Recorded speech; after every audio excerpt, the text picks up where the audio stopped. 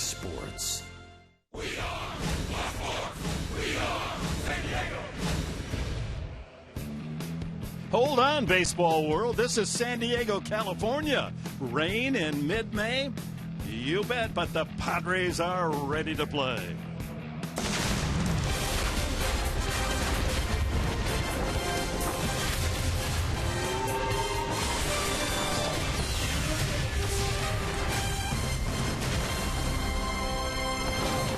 And about 3.5 hours ago, the grounds crew goes to work. Some light rain and drizzle, nothing serious.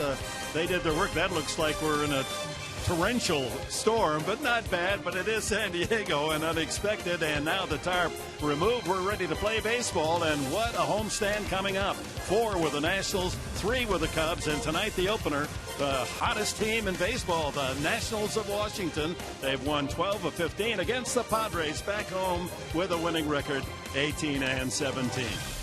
And good evening, everyone, with Mark Swinney as Mark Grant gets the weekend off. Dick Enberg, thank you for joining us. The Padres 4-5 on the road trip. Not great, but not bad. And Washington 12-3. Justin Upton is the man for the Padres as he has led them in all the big power categories. When you watch Justin Upton, you are amazed that he has passion for the game of baseball. Obviously, the power element is in his game. 8 home runs, 24 RBIs, leads the Padres. But you also see that middle-of-the-order presence that he brings every single day. He's also has added stolen bases to his game, but only 27 years old, and what a great find for the San Diego Padres. Yeah, 8 stolen bases. That matches his total of each of the last 2 years. He said, hey, those legs feel good. I'm going to take that extra base. Well, talk about taking extra bases and more and more. He's getting greedy. Bryce Harper, the 22-year-old phenom for Washington. And your point, 22 years old. He is still just learning the game of baseball, but made some great adjustments with his swing. Hitting .308 coming into this game, 12 home runs, 31 RBIs. But the major thing is leading the league in walks. He is staying in the strike zone, making great adjustments, and he has that power to his element of his game, and it's very impressive at 22 years old. Yeah, the National League Player of the Week. He had 3 home runs in 1 game, 5 home runs in 2 games, and 6 in 3. But how about Will Myers of the Padres? That injured left wrist. Injury update with Chris Button when we return.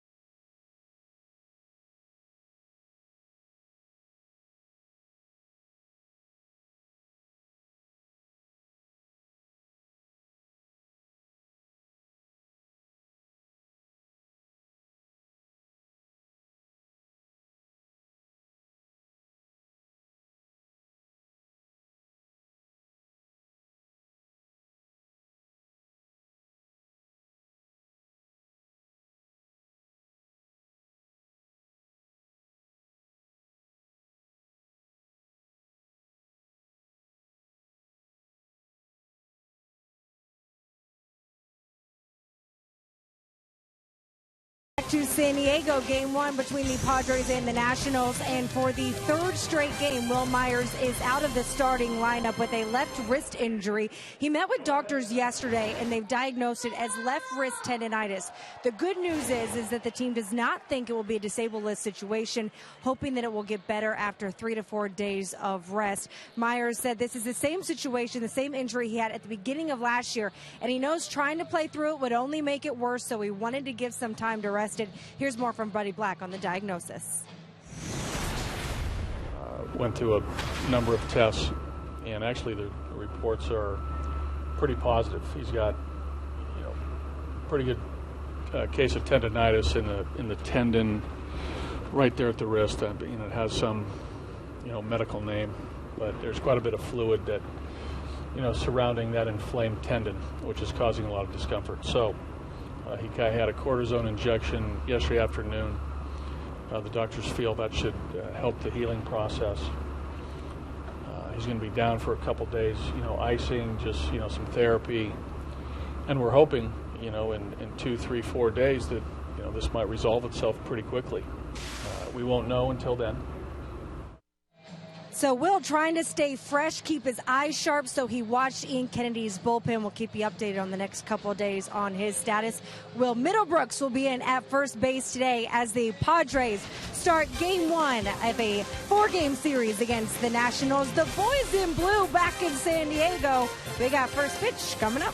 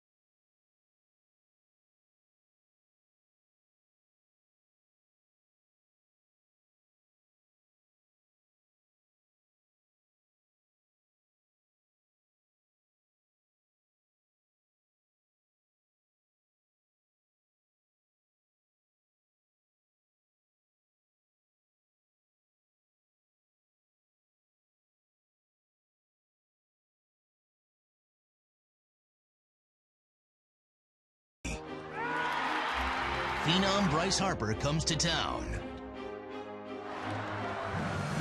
Fly ball belted right center field. Bryce Harper has done it again. San Diego answers with their own young stud. Strike 3 call. Fastball at 96.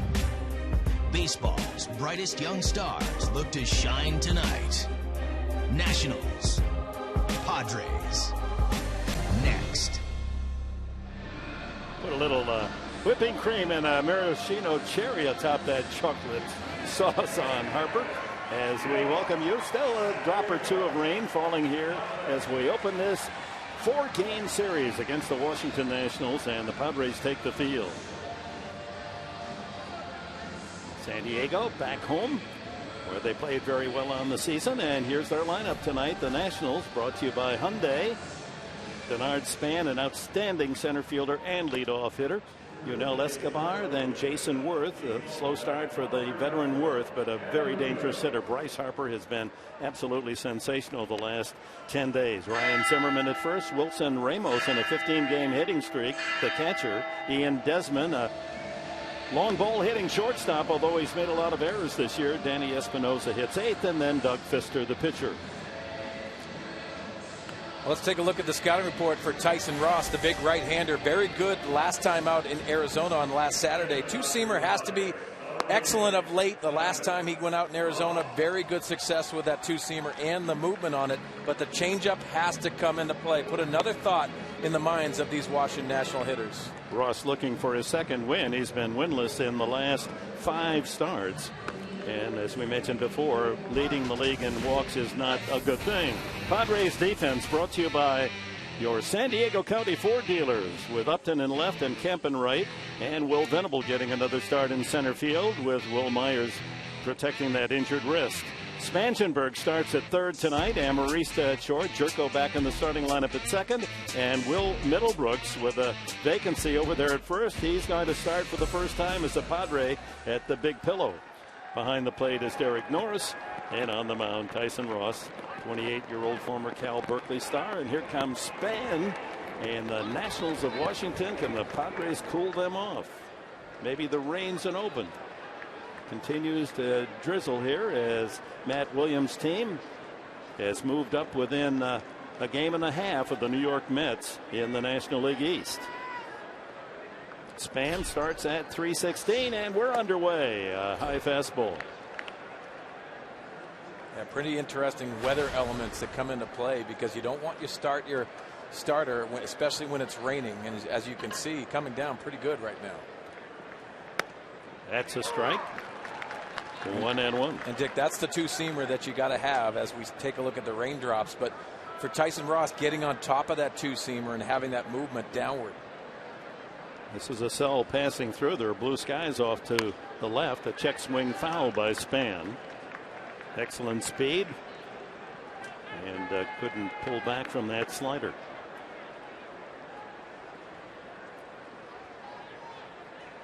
Padres start tonight at 18-17, 5 games behind the leading LA Dodgers in the West.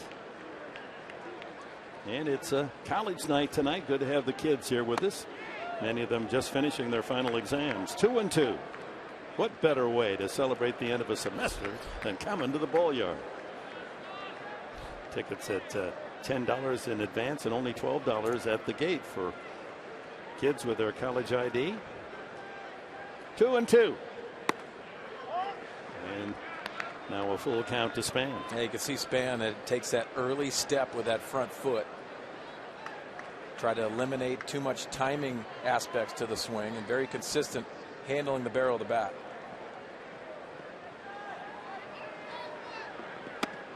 Strike 3 called. Right on that upper corner, and Ross denies Span that leadoff walk. Well, for Tyson, you can freeze him, especially the left-handers. You see the late movement, and then Derek Norris pulling that into the strike zone, but right on the corner from our Fox tracks. It's a nice pitch. You're going to see a lot of that, especially with 2 strikes from Tyson Ross. Tough to get that strike call on the high corners, inside and outside, but that's the way Ross opens, with another strikeout. He has 48 strikeouts in less than 41 innings starting. Here's Yunel Escobar. In the last 8 days, get this, Escobar has gone 5 for 5 twice in 8 days, and now it's raining hard enough that the crew chief, Jerry Davis, has said we're going to have to halt play. The forecast is for rain today and tomorrow, intermittent showers, and hopefully that's all this is. As we mentioned, a cell moving through. Well, that's a shame. You get one batter out of the way, and now Tyson Ross, especially for the starting pitcher, right? That he now's got to cool off. And that's very frustrating if you're a manager of these clubs, just starting your starters and warming them up and then getting the rain. But for the grounds crew, obviously not too adept at the tarp and putting the tarp on.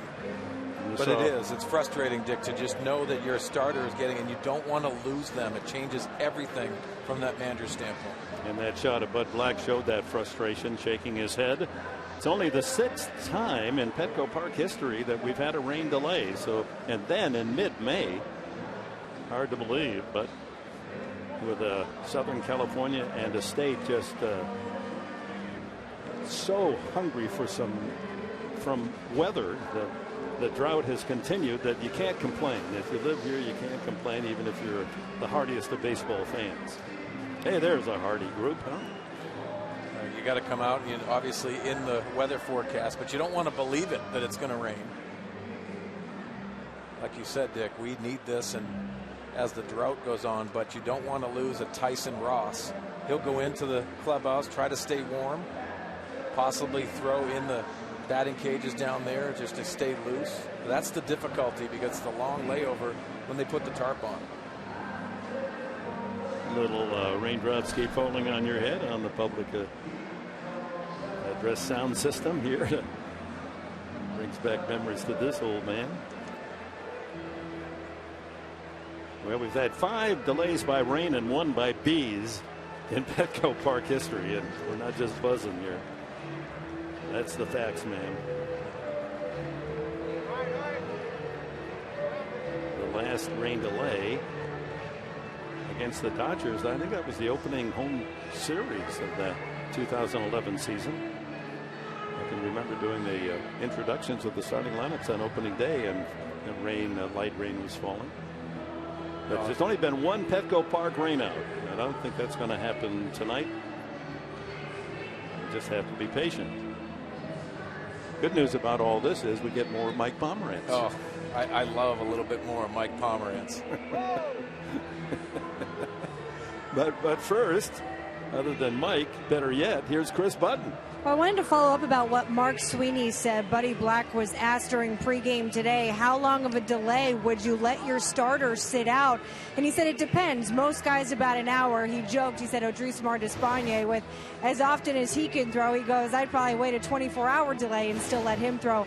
I know, Mark, you can maybe follow up a little bit more. Is an hour maybe usual for most starters? Chris, I think so. And when you worry about it, it's just that it's the length of time. I mean, they've been warming up. They put in a lot of effort to try to get into their elements of getting ready for a game, and it's all on routine. I think that is the frustrating thing. But you look at Darren Balsley, the pitching coach right there, Buddy Black, they don't want to try to reshape their starting rotation. It happens to both, but the Washington Nationals starting pitcher has not thrown. Doug Fister has not thrown yet, so it's going to be a little different scenario for both teams. And we mentioned Despaigne. He's scheduled to be the starter tomorrow, so that could really mess up the rotation, already shy of Brandon Morrow. But to be accurate, 337 games, folks, between rain delays here at Petco. And while we have a moment to salute the terrific play of the Washington Nationals of late, led by Bryce Harper, but a team that is hitting and pitching very well. They may have the best 25-man roster in the National League. Well, a lot of the experts picked the Washington Nationals to win not only the National League, but also win the World Series. You see the first 20 games, only 7-13. A lot of those were because of those errors. 22, as you can see. Ian Desmond, the all-star shortstop, has been victimized. He has 11 errors on the year, 2 of them yesterday, but he has been struggled. They've been snake bit, but going back to Atlanta series, down in Atlanta, Dan Uggla, the former Brave, ended up hitting a game-winning home run. Wasn't that 11-1 Atlanta at the time? It was 11-1. They came back. They started chipping away, and Dan Uggla ends up hitting a big home run. Well, this club, after that moment, has been a different club. They've hit their mark. Obviously, they got some people coming off the disabled list, as we see Steven Strasburg there in his hoodie. But this team is very talented, especially the starting pitching. A lot of you folks want to come out and see Strasburg, the former San Diego State All-America. He's scheduled to pitch the Sunday military game, and he will be opposed by Ian Kennedy. By the way, you saw that shot of Michael Taylor's home run in Arizona. Arizona had taken the lead by a run. It was 6-5, and Taylor is in the game only because Harper had been thrown out, and Taylor hits a grand slam in the 9th inning. That's how it's going for Washington. That's when you know it's going very well, and it's a great moment for Michael Taylor, but also the Nationals, knowing it's a different hero every single day. That's what you have to create if you're a club that's going to go on and sustain those winning streaks. But you see that Bryce Harper in the 7th inning was tossed, like you said, Dick. That's something that he's going to have to fix. He has to stay in the game, even though they got the big home run by Michael Taylor. As you see the rain coming down, still, it's... Well, that'll help the Flowers, and hopefully not test or over-test our patience as fans. And that Taylor home run is remindful of one of my favorite expressions in this game of baseball, and that's "I'll pick him up for you. I'll pick you up." And that's exactly what Taylor did for Harper. Well, in case you are curious as to just how rare it is to have rain delay action in baseball here, there they are. One game, 2011, suspended. The others just delayed. I don't know about you, Dick, but I'm not a bee fan. Anytime I see a bee, I'm headed out of there. Yeah, I am a bee fan, no. I'm not to be argumentative at all, but growing up on a farm where we made our living with our apples, we had apples and a fruit farm in Michigan, and without those bees, I mean, they helped the customers. I mean, without them, there's no pollination. And in fact, I read a note that the bee population is down in the last year or so, and that's disturbing to some of us old farmers. And I'm sorry to hear that, because you are a bee fan. I just learned something tonight. I love it. I'm not really happy when they land on me and start. No. When they turn their backside to you, don't like that part. If you had enough fans, no, you haven't had enough. We're going to go back to Chris. Well, you know who's not a bee fan? Kyle Blanks, the former Padre. He was the one who was out in the outfield when hundreds of bees started swarming him. They ended up calling bee master. I asked Buddy about it today. I said, what do you remember about that game back in 2009? He said, someone that looked like an astronaut started coming out from underneath where the Cholula sign is out in left field. 52-minute delay for bees. He said he's been through some of them like that before. A cat, when he was with the Royals, there was a cat issue on the field. A few animal delays beyond just the rain delays sometimes in baseball. Well, I won't do this justice, but Bill Center, the longtime outstanding baseball writer here in our city, on the Padres Social Hour, told a story about back at Qualcomm. They hadn't had any rain for 3-4 years, and then a sudden rain. So they went out to pull out the tarp, and as they unrolled the tarp, in the barrel of the tarp were 3 skunks. And these 3 skunks ran out, and the grounds crew ran the other way. And then they tried to apply the tarp, and it had been rotting away in the corner or wherever they had it hidden. And the more they pulled, the more it ripped apart. All they had were little pieces of tarp to try to cover from the rainfall. So nothing quite so dramatic or humorous as that tonight. Keep the skunks away. Yeah. Well, I can't believe they have a tarp, but from the players' perspective, and we did touch on the starting rotation and what Tyson Ross is going to do, but for the players, just staying loose. They're going to go in the cage. They get bored, and it's very routine-oriented. So you go back, you try to stay away from the food room. That's the difficult thing, because temptation's in there just to go eat, but they're in that situation. They're in game mode already, and then they get pulled off. Typically, you don't see this getting pulled off in the first inning, because they have weather reports and they go on. This is actually surprising. This must be sitting here, this cell, which is very difficult to put in a Tyson Ross situation, but also the guys, the everyday players as well. In case you're wondering, the game now, whether it would be delayed any further or eventually postponed, it's all now under the jurisdiction of the umpires. The home team has no say from once that first pitch is made. Well, let's look ahead.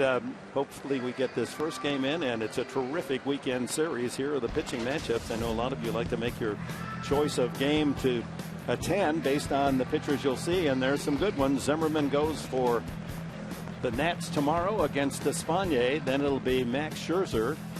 Look at that, 1.99 ERA, and batters are hitting like .213 against him, one of the toughest men in the National League. Andrew Kastner trying to prove on that 1-6 record. That just doesn't seem fair. You have a .307 ERA and you only have one win. Please get Kastner some runs. And then he draws Scherzer. And Dick, you look at that rotation from the Washington Nationals perspective. That's the reason why they're picked by a lot of the experts of winning not only their division but also the National League and possibly the World Series. But you can't win it on paper. I love that matchup on Saturday against Scherzer, against Andrew Kastner. Andrew Cashner loves those moments. Last year, you go back to the Detroit series where everyone thought he was matched up into a tough situation. Andrew Cashner stepped up to that challenge. And you saw that last matchup featured Steven Strasburg, who was cuffed around, gave up 8 runs his last start, but he'll be pitching in front of his fans, both high school and college. They'll be here to cheer for him as he goes against Ian Kennedy. So the rain falls here in sunny San Diego. We'll resume our commentary back to Mike Pomerantz when we return.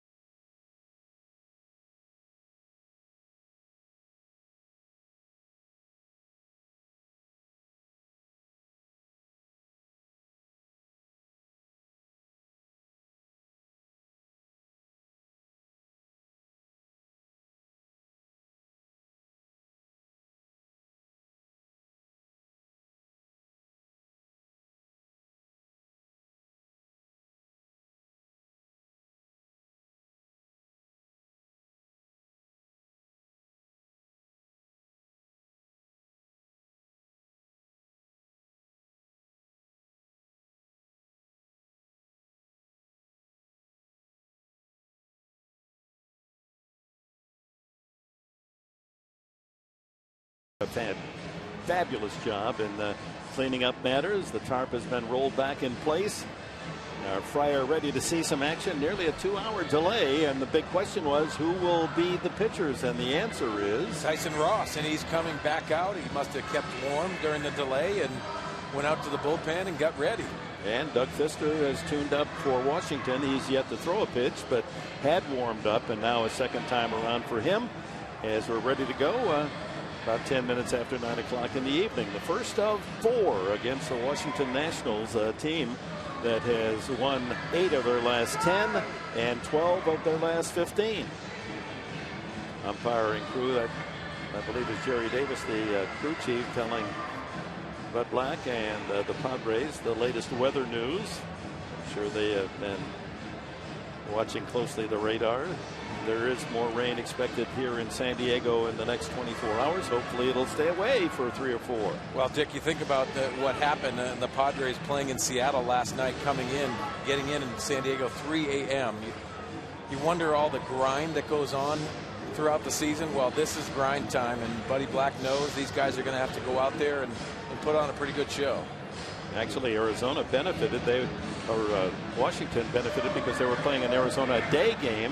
They finished their game, flew here in time for dinner in San Diego, and they said many of them were looking up at the TV screens in the restaurant and said, whoa, Padres are still playing up in Seattle. Yeah, you wonder just the rigors of a season and the travel and all of that schedule. But listen, you got to play the game, you got to grind it out. And many feel it's the first night back from a long road trip isn't as difficult as the second night. And I agree with that too. Your body just. As the Padres take the field, and Tyson Ross ready to resume action. He struck out Span on a 3-2 pitch, looking. And we'll pick it up with 1 out in the first inning, and Yunel Escobar will come to the plate for the Washington Nationals. So you just wonder how much is in the tank for both of these pitchers, having to warm up, get ready, the emotions, the adrenaline, then sit down for a couple of hours and start all over again. Well, let's reintroduce the National starting lineup, brought to you by Hyundai. Span has struck out, and Escobar, the veteran Worth, Bryce Harper, no one hotter in baseball than the young right fielder, Ryan Zimmerman at first base. Wilson Ramos, he's on a 15-game hitting tear. Ian Desmond at shortstop. Danny Esposito, the switch hitting second baseman. Espinosa, and Doug Fister, the pitcher.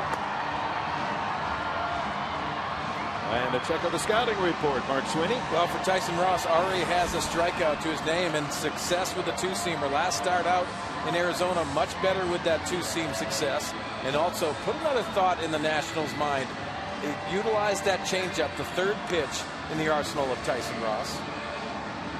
And defensively, the Padres align this way behind Tyson Ross with Upton, Venable, and Kemp in the outfield. Spangenberg gets the start at third. Amarista at short. Jerko back in the lineup at second. And Will Middlebrooks makes his first start as a Padre at first base.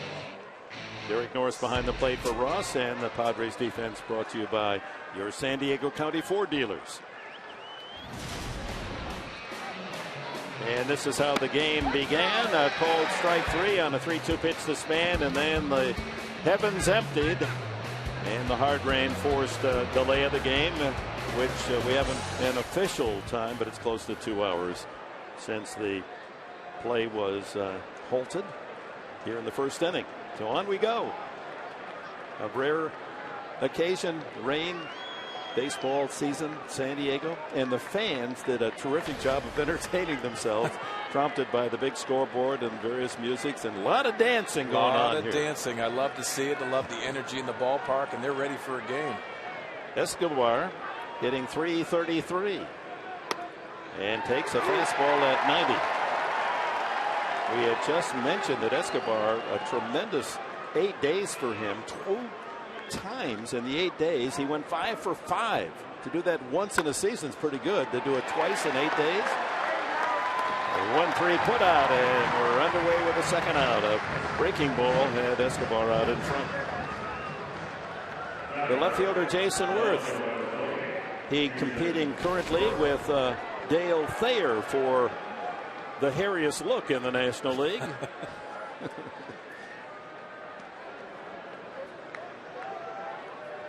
Check out the umpires. Clean shaven they are.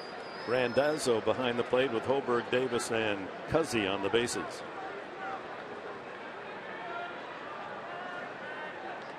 Worth, a slow start, but that's been typical of this big right-handed hitter. 189. And the fastball, a little more juice on that one at 92. Well, you look at his stats, 189 coming into this at bat, 2 home runs. And he had that right shoulder problem in spring training. Didn't get a full complement of spring training. You wonder if he's fully healthy right now. Strike 2. So he's gone from 90 to 92 and now 94 miles an hour in the fastball. And officially, the delay between Spans out and Escobar is 1 hour and 55 minutes. And he comes back with a slider in the dirt. And Dick talked to our analyst for the radio, Bob Scanlon. He talked about it a half hour, 45 minutes for a starting pitcher that actually gets warmed up. There's Bob.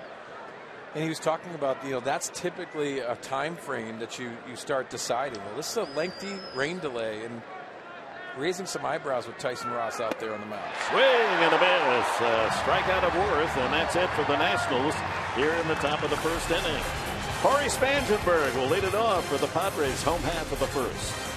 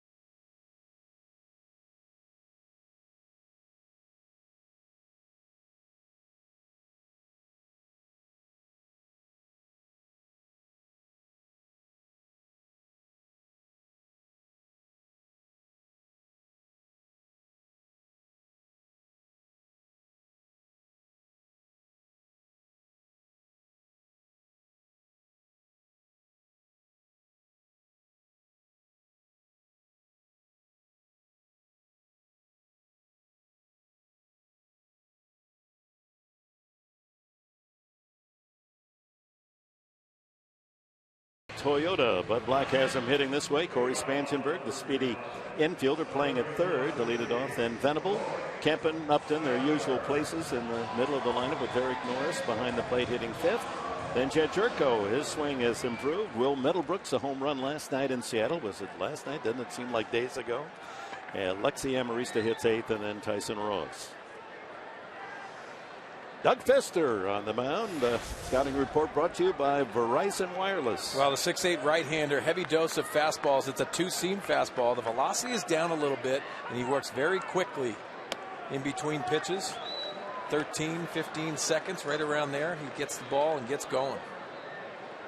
Spangenberg averaged up to 283, and he hits that one well to right field. That chases Harper back, but in front of the warning path for the out.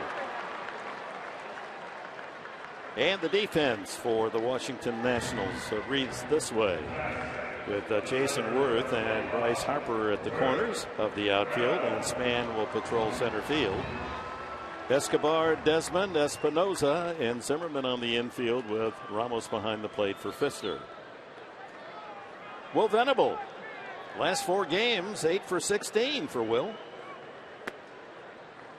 Well, Dick, with Will Venable getting extended playing time now that Yonder Alonso's down, you need a left-handed presence in that lineup, and he has benefited from the playing time.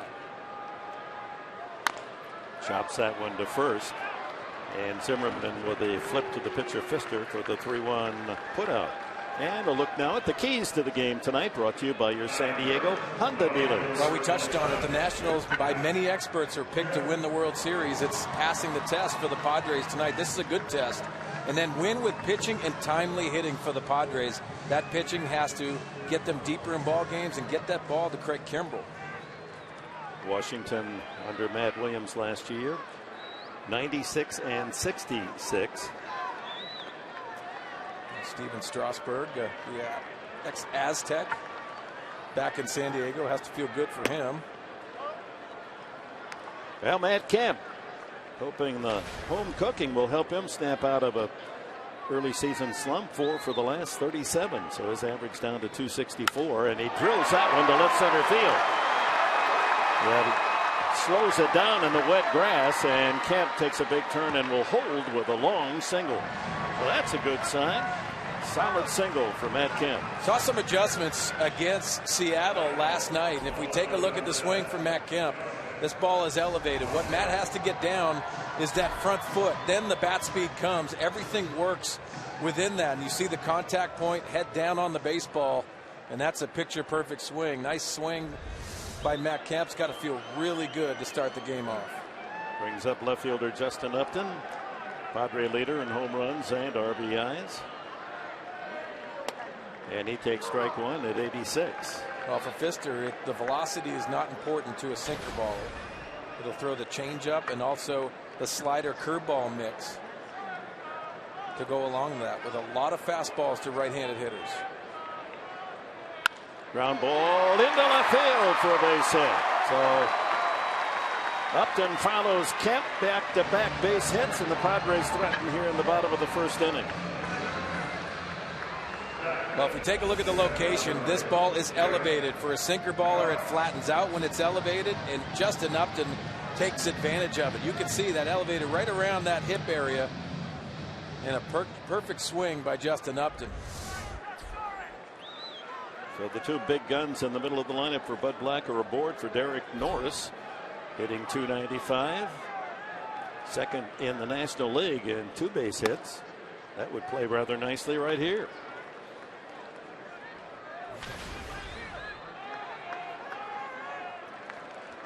Couple of home runs for Norris and 18 runs batted in. A very respectable start for the Padre catcher.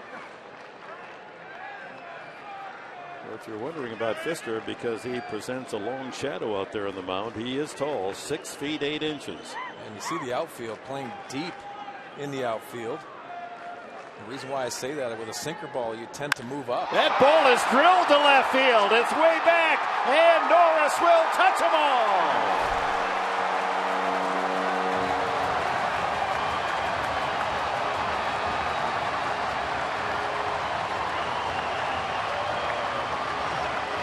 Welcome home, Padres, and welcome home, Derek Norris. A 3-run shot for Norris, his 3rd of the season. Well, Dick, I guess you can't put outfielders in the stands because they're not playing deep enough on this swing. That is an absolute rocket, pulling his hands in and getting the barrel to the baseball. What a beautiful sound off the bat of Derek Norris. So the Padres, indeed, they've played so well early in games. The first inning has been their most productive inning of the 9. A foul tip off Ramos as Jed Jerko steps up.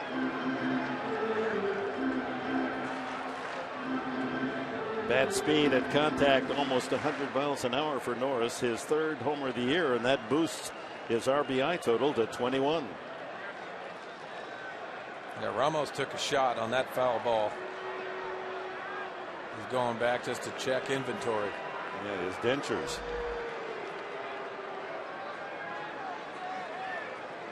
It's like taking a right cross to the jaw. So you want to be a catcher in the big leagues. Word comes in on the distance of Norris's home run, 393 feet. Now watch out when you take a look at this foul ball, and it speeds up off the bat of Jed Jerko. That's a shot to the chin. And even worse than the direct contact of the mask is one just off at an angle, and that one lower right side of that mask, and I just tore it right off his jaw. He stays in. And 1-1 to Jerko. Yeah, a lot of balls elevated from Doug Fister. With sinker ballers, they tend to flatten out when they're elevated in the strike zone, and you have to attack that. That's one of your thoughts as a hitter for the Padres. 2-1 the count. Fister in his previous 6 starts had allowed only 3 home runs, but touched up by Derek Norris tonight. A 3-run shot in the first.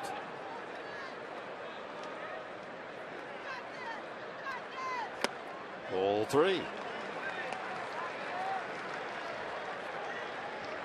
Well, the rain delay has to throw the rhythm off of everyone, especially the pitcher.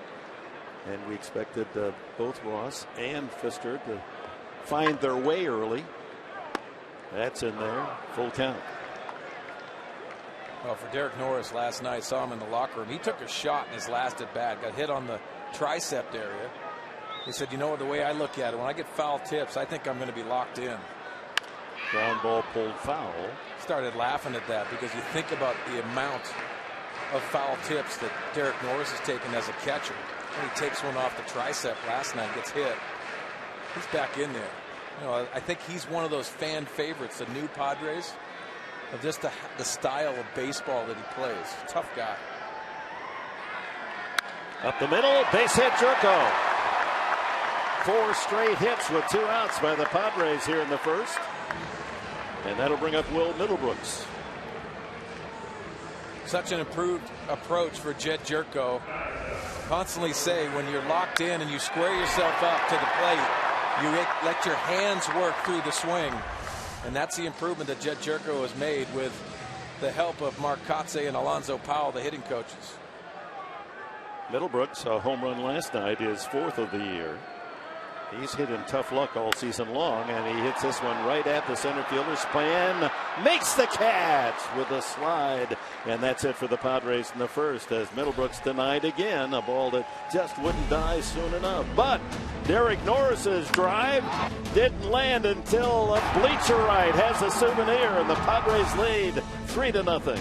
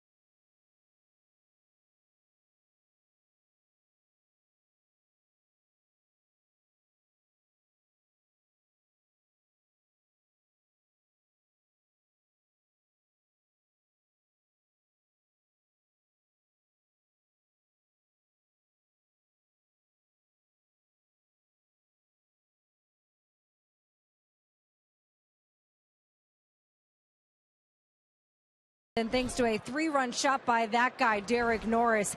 And Dick and Mark, you were talking about Tyson Ross coming back out here after nearly a 2-hour delay. I talked with Padres trainer Todd Hutchinson about what he does during that long delay to try and stay warm. He says basically just go into the gym, try and ride the bike, keep your heart rate up a little bit. He said he wasn't as concerned considering he had only thrown 6 pitches. Because if it had been 25 pitches, then I'd probably say shut it down. But since it was only 6, such an unusual situation. But for Tyson Ross, a guy who keeps such good care of his body. All right, thank you. As Bryce Harper chops it into the shift. The 3 men on the right side, and an easy put out of the national sensation. Yeah, thanks for that report, Chris. Ryan Zimmerman, the first baseman, is the hitter. Well, Dick, just thinking about out loud and what they go through with their routine of warming up in the bullpen and how many pitches they throw. It's typically 30 to 40, maybe 50 pitches, but Bud Black and his staff definitely collaborate on what they're going to do with Tyson Ross moving forward. It's going to be interesting to see how long he goes in this game. Both pitchers, in fact, huh? But Tyson with a disadvantage of having to pitch first and actually work with that adrenaline at full flush to a hitter, where Fister really hadn't been forced to gear up in that same level. There's a strike at the top of the zone at 92. Well, going into the thinking, his last start in Arizona last Saturday was 93 pitches. So that'll always go into the equation moving forward. Broken bat ground ball to Amarista across to Middlebrooks, 2 away. 5 outs on 17 pitches for Tyson Ross. That's a good sign. Very economical, as you see. Ryan Zimmerman gets out front, which breaks the bat right off the end of the bat. And shrapnel all over the place. Brings up the catcher, Wilson Ramos, with a 15-game hitting streak. That's the longest current streak in the National League, raising his average up to 318. During the 15 games, a 390 average. Will Myers in uniform. You can see the wrap on that left wrist. Tendonitis is the diagnosis. Cortisone shot day to day. Strike on the inside corner.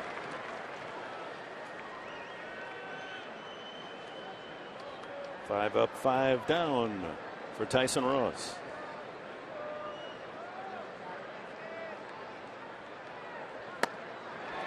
Another slider, 0-2. And you see that bite right into your living room. Looks like a fastball 3/4 of the way and has that downward tilt right at the end.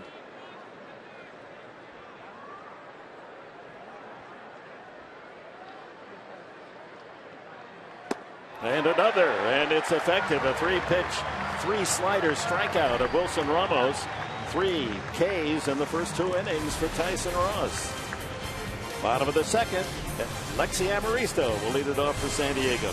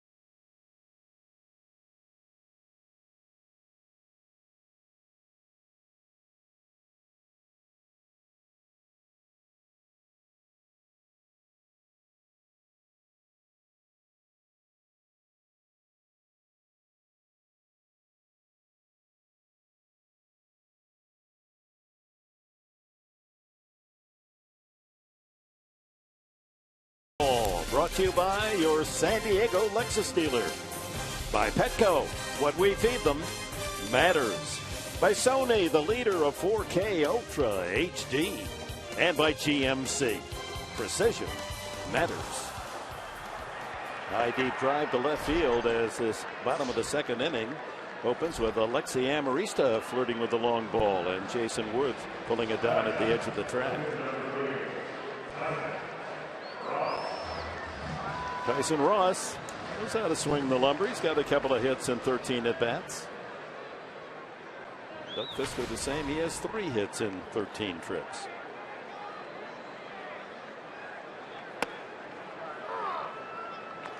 First pitch strike from Fister, who was born in Merced, played his college ball at Fresno State. Drafted by Seattle back in 2008. Bunt try and a good bunt. And the throw off the back of Tyson Ross, and he was in the 3-foot lane. No, he was not. Plate umpire Randazzo rings him up. You've got to stay the last 45 feet in that 3-foot lane that leads to first base. If the ball strikes you, you're out. As you can see him running down that line. Left foot. He was inside until the last step. It's such a difficult rule because if you think about it, you're looking for that middle of the bag and you're running down the line. It's not a thing that you really think about trying to stay in a box. But those last few steps, if you're inside it and you're hitting the middle of the bag, the middle of your back is going to be exposed to getting hit. You could see he tried to veer back into the lane. He was on the infield grass, then he got back in the lane, and then the last step with the left foot trying to hit first base. He was outside the lane. That's the right call. Fans don't like it, nor does Bud Black, but the evidence is there. Well, this is the shot. You see him running inside the box, and then those last couple steps shifting your body and then getting hit in the middle of the back. I can understand if you're inside that line and you're trying to expose a bad throw. But I just wonder about that rule in the last few steps. No one is trying to look and try to put your front foot on the corner of the base, which is on the foul line. So 2 away. Spangenberg flares that one foul. He flied out to right field his first time. There's his last 7 games, hitting at a solid 350 pace. Boy, what about that run he stole up in Seattle last night? Huh? And that was beautiful. Using his legs, a stolen base, moved over to third and a throwing error and sprinted home. Big insurance run. And he brings that speed element. I love that he's at the top of the order, especially when he's swinging the bat well. Hits that ball solidly to right field. That's chasing Harper back, and it's gone. Spangenberg has homered. His first of the season. And he didn't need those great wheels on that one. He can jog around the bases, and the Padres lead 4-0. He just missed in the first inning. In this one, that sinker, the down and in that lefties love to see. Getting that foot down early and using that lower half, and that's a beautiful swing by Corey Spangenberg. Right into the jack deck. So Doug Fister, as we mentioned earlier, only 3 home runs allowed all year. Gives up 2 in the first 2 innings tonight. Breaking ball low. Will Venable, he grounded to first. You wonder, Dick, you wonder mentally how Doug Fister handled the delay, the lengthy delay. And when you work quickly and you're out of rhythm and you're elevating your sinker, how you slow yourself down. See, trying to get on that phone and see if they can make some adjustments. That ball was hit farther than the home run by Norris. 397 they measure.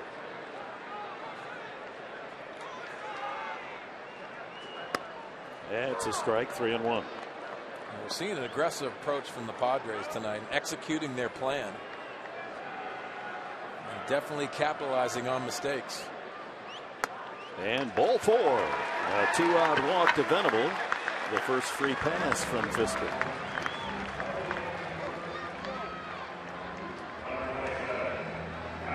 Matt Kemp, the hitter. He singled. Then Upton singled with 2 outs in the first. And Derek Norris clubbed his 3rd home run of the season to give the Padres the early 3-0 lead. And now the add-on Spangenberg's solo homer.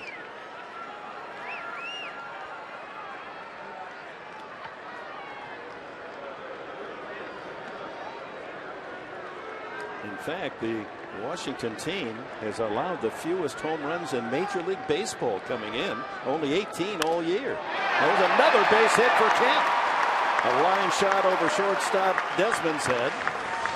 Venables holds at second, and here comes Justin Upton. I'm so impressed with the Padres' approach tonight and also the plan at the plate. This has to feel good for Matt Kemp, just getting off those swings. And as you see, getting that foot down, the bat speed will come, the command of the strike zone and staying in the strike zone for Matt Kemp. Upton singled to the 5.5 hole his first time and scored on Norris's home run. 2 on, 2 out. 4-0 Padres. Check swing, and he went around, says first base umpire Holberg.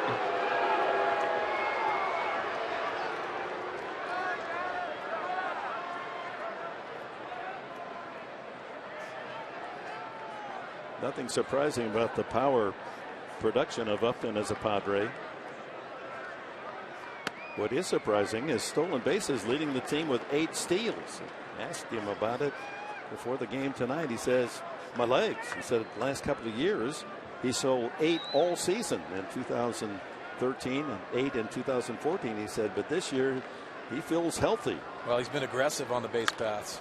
Ground ball up the middle, and that one scoots through, and here comes another run. Venable will score, and it's 5-0 San Diego.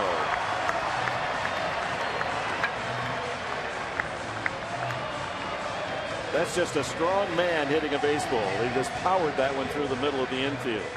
And Steve McCaddy going out to have a talk with the pitcher, but if you see this location, it's the breaking ball, and it's elevated. Gets on top of it, and seeing eye ground ball into center field works for the Padres. Things aren't going well. You put them on the ground, they're going to find holes for sinker ballers and also that slow breaking ball. So Venable checks in with a second run here in the second inning, and now a 5-0 advantage. And with 2 out runners at first and second, it'll be Derek Norris with 2 on the last time. He belted his 3rd home run of the year. Well, whatever Tony Petricka and Spencer Dallin did in the clubhouse during the delay, whatever you did tonight, do it again tomorrow night. Yeah.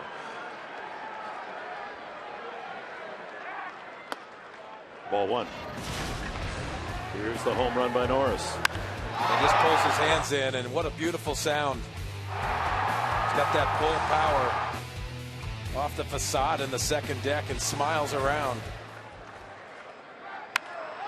Another deep drive to left center. Can this one go as well? Off the wall. 2 more runs are going to score. Norris wants a triple. Here he comes to third. And the Padres take a 7-0 lead. Oh my, a home run and a triple for Derek Norris.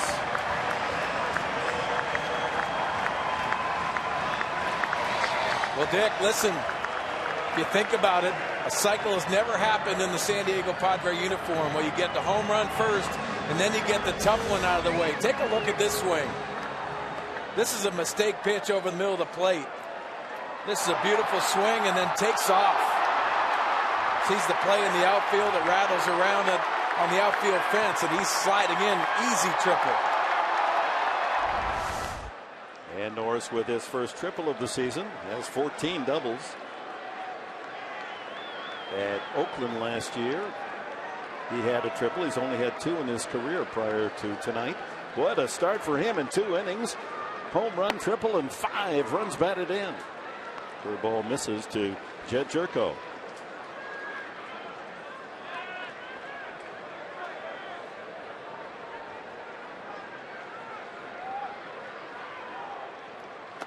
Foul tip on the curveball. Jerko singled on the ground up the middle, his first time.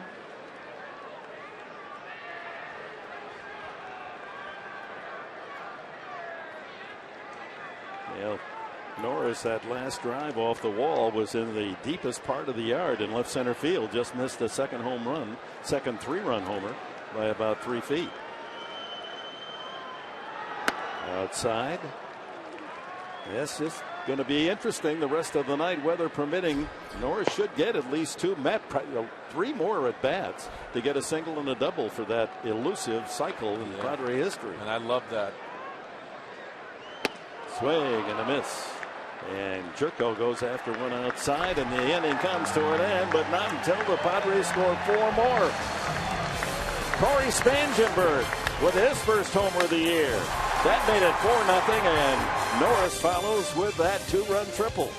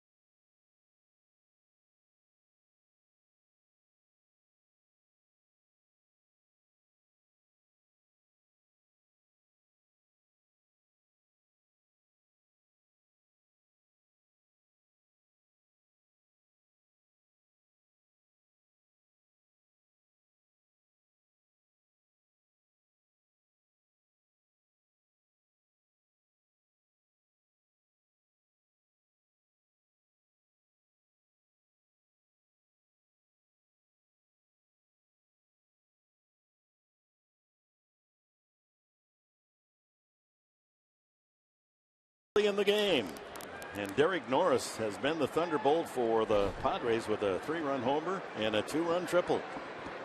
And San Diego, a couple of crooked numbers, 3 in the first and 4 in the second for a 7-0 lead behind Tyson Ross, who works to the lower third of the lineup. Desmond, Espinosa, and Fister in the bottom of the third, or we might even see a pinch hitter for Fister. Ground ball sharply into right field, and there's the Nationals' first hit off the bat of Ian Desmond. Brings up Danny Espinosa.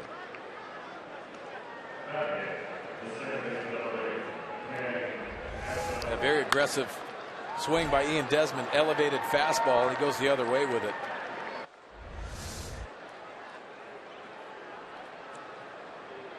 For a shortstop, he'll give you a lot of punch. His glove work has been suspect so far, but not the bat. Espinosa, former Cal State Long Beach star.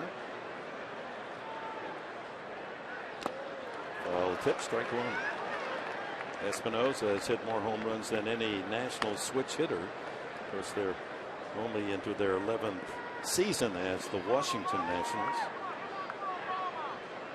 with 55 homers.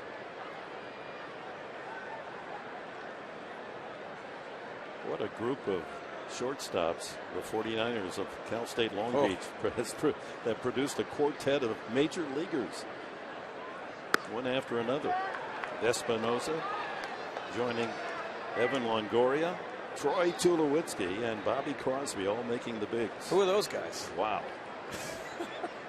That is some talent. A ball and a strike.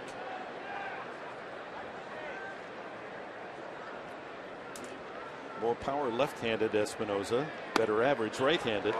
1-2 the count. I just love that glove side run that he gets on his 2-seamer. Now with 2 strikes, Spangenberg hustles over to the right side of the infield, and Amarista moves midway between second and third to play shortstop. So they stack up the right side after 2 strikes on Espinosa.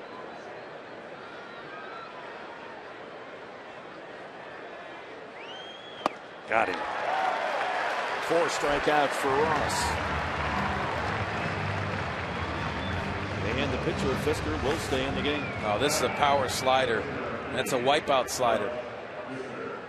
Almost seems like when Tyson Ross is in this mode, you can tell him a slider's coming. They're going to swing over the top of it.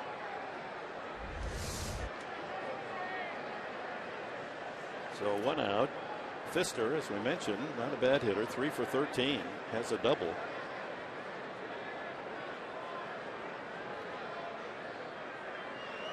Squares the bunt, and it's a good bunt. The sacrifice moves Desmond into scoring position. Good play by Ross to scramble off the mound and make the glove stop. Top of the order, Bernard Span struck out looking. That was at the start of the game at the regulation time at about 7:10 in the evening, and then 2 hours later they resumed play after the rain.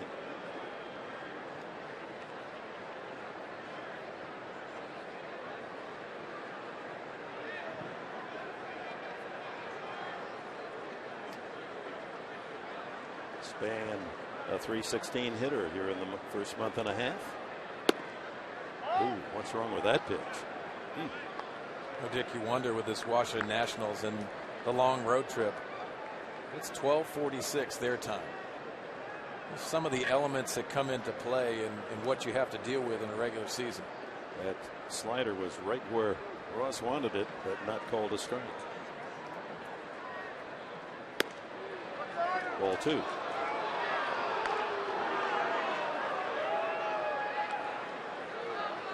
Manager Matt Williams. Talented ball club he gets to manage. Manager of the year in the National League last season, his rookie year as the skipper, 96 wins.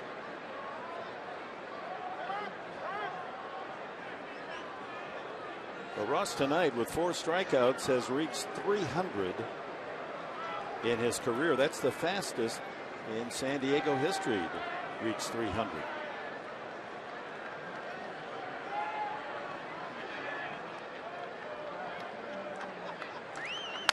Ground ball up the middle. Amarista's right there and throws him out. Bottom of the third, the Padres with a 7-0 lead.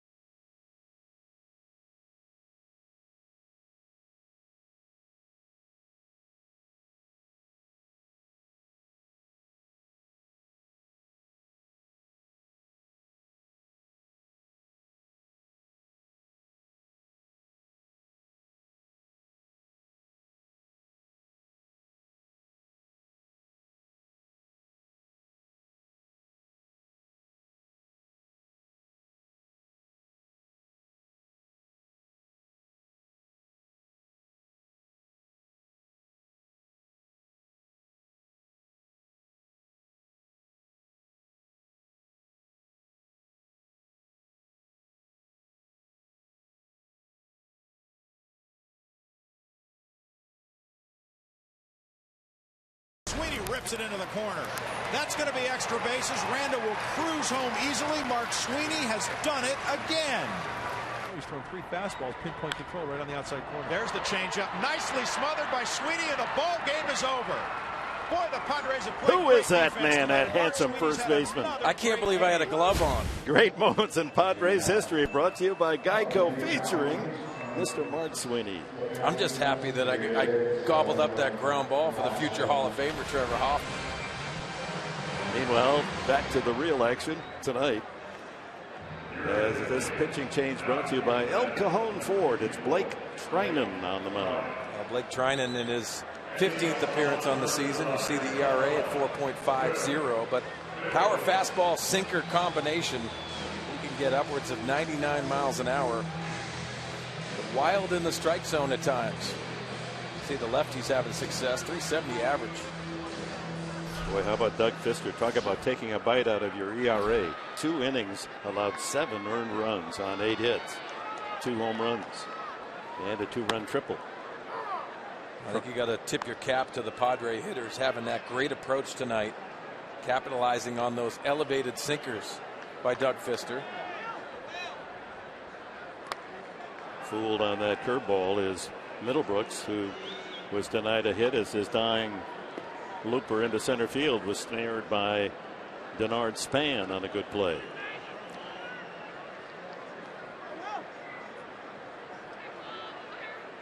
Inside, fastball at 94. Well, this is good news for the Padres. A first game of a 4-game set and getting into the bullpen early. Ground ball to Hopper to Desmond at short. And 1 away. Time for our T-Mobile game changer. As we look at the major league leader's highest career win percentage in the last couple of years. We're going to see Max Scherzer, a great acquisition on Saturday, and you go down the line, Kershaw, then there's Zimmerman. We're going to see him tomorrow night. And also on that list was Doug Fister. Well, that's an impressive list with a lot of big names. Just take a look at Max Scherzer. Also Gian Gonzalez to his right. 95 on that fastball from Trinan. Amrista line to left field is only at bat. Glad that's not me out there tonight, they're saying. Line foul down into the souvenir section in the left field corner. If you look at that pitching staff, it's almost a rich get richer with the signing of Scherzer added to this very talented pitching staff. Called strike 3, and Amarista takes the long walks. First strikeout for Trinan. This 2-seamer comes back right at the rib cage of Alexi Amarista. It comes back to Ramos, and he pulls it in just a little bit. So 2 away to Tyson Ross. Tried to bunt for a base hit his first time and looked as if he might be able to beat it out, but he was outside the 3-foot lane going to first when the ball struck him in the back, thrown by catcher Ramos. Strike 1.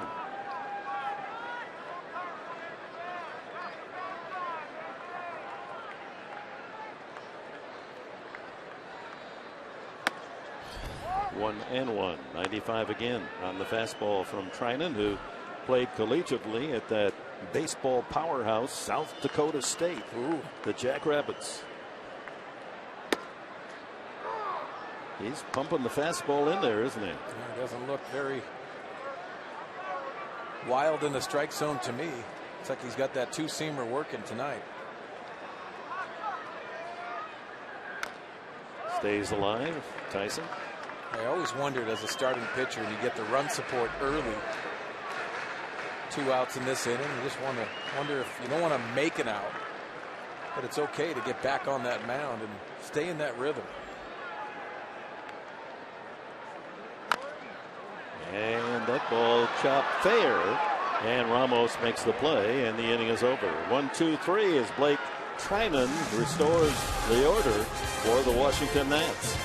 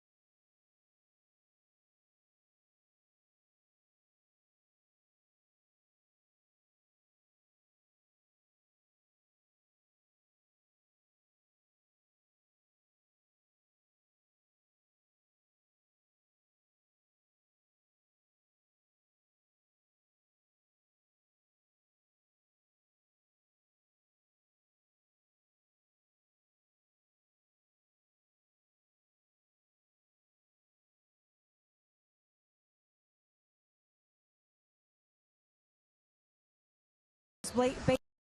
Only the second time he's ever started at first. Talking to Buddy Black before the game, I asked him what he liked about Will over at first base. He says, same thing that Will Myers incorporates, his athleticism, his quick hands. He said, but it'll be different for him. It's been a while. He didn't really get any playing time other than a few drills at first base during spring training because, well, he was competing for the spot at third with Yangervis Solarte. Talked to Middlebrooks before the game. He's joked, it's been a while. In fact, I don't even have a first baseman's gloves. Who's he wearing?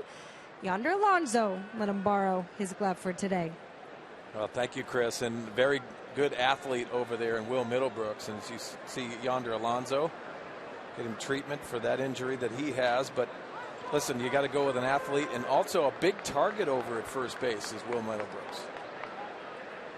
Top of the fourth inning, 7-0. Tyson Ross faces Escobar, and he rolls one foul.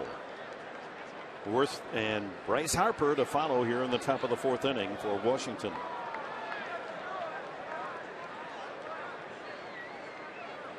Escobar in a 7-game hitting streak at 10 for 10 in that span. 2 games, 10 hits. Tough to do that. And another foul.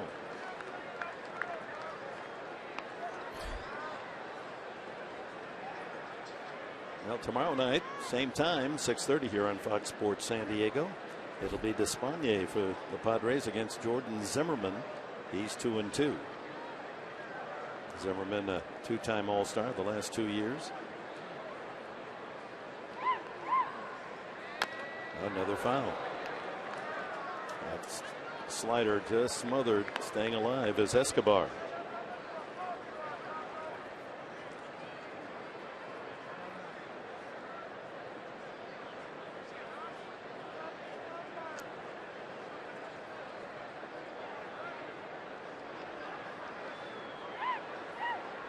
Got him.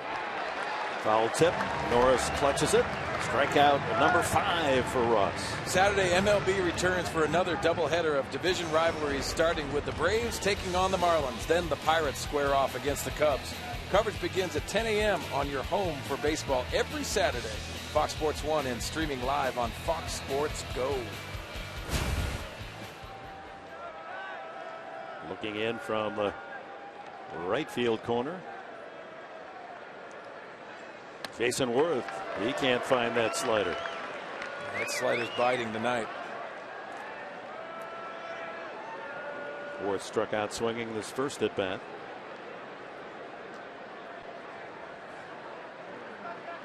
Another one. A lot of swings and misses. In fact, he's among the major league leaders. Most pitches swung on and missed. Testimony to that late bite of the slider. Another one, and he gets him again. 6 strikeouts. Our Ram Trucks tools of the trade tonight. Well, we're going to take a look at Bryce Harper and some of the adjustments that he's made in the game. This is such a talented young man, but we're going to take a look at the head and the movement that he has. This is last year's swing, and you see just dipping down and then elevating that head and being uncomfortable with the swing. The swing goes along with that. Now this year, the adjustment, keeping that dead still, and watch him track the baseball. This is a home run swing and a picture-perfect swing. Sitting on that backside and the power element and the leverage in that swing. Very impressive. You know, what was interesting was the curvature of the back and kind of a crooked body alignment in the swing from a year ago, and then that's good straight power right from the legs all the way up to the eyeballs. A lot of torque, and as we see the hot zone for Bryce Harper, and you can see the hot zone is that dark red stuff, and this is the last at bat going against him, and you see those working those edges. And listen, he likes to get extended, and he has had a lot of home runs out of those 12 the opposite way, not just pull power, the power to all fields. Grounded to second base his first time up. And takes 3-0. Dick, every time I think about the head and the consistency of a swing, I think of Tony Gwynn, late great Tony Gwynn, that could just do it with ease. But the consistency is because that head movement and his vision. That's in there, 3-1. Along with that picture-perfect swing of his. Harper has walked more than anyone in baseball to this point, 30 times. And again, the Padres with 2 strikes on the hitter make that switch with Spanchenberg, who is on the left side, going over to play what would be second base on the right side, and Amarista switching back to his normal position. It's interesting why they're making that move at 3-1 and why they don't start that way. Strike. Harper thought he had a walk. He didn't like a check swing call in Arizona yesterday and was ejected after an argument. Yeah, and this ball just comes up and hits the top of the strike zone. That's a high strike. Going gets a hot hitter. And just on the top of the strike zone. Ball 4. That's the first walk given up by Ross, who was the leader in the National League, coming in with 23 free passes. Good sign that he's gone to 2 outs in the 4th inning before walking his first man tonight. Brings up Ryan Zimmerman, third baseman most of his big league career, now moving over to first base.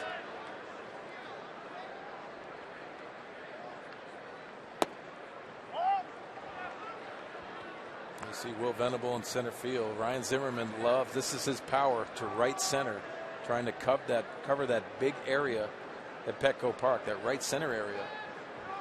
Look how far Upton is off the line and left, giving him all of the left field corner. 2-0 for the first time tonight. Ross a little shakier in the last 2 hitters. Padres leading 7-0 here in the 4th. A couple of strikeouts, Escobar and Worth, the walk to Harper, and now 2-0 to Zimmerman.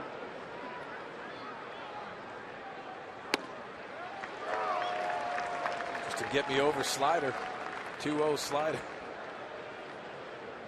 You see why the Nationals have been so red hot, winning 12 of 15. Seems like everyone in the lineup is in a hitting streak.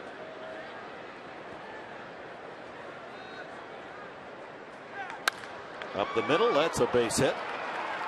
The second hit for the Nationals. Streaking to third is Harper. And with 2 outs, the Nationals have runners at the corners and Wilson Ramos the batter.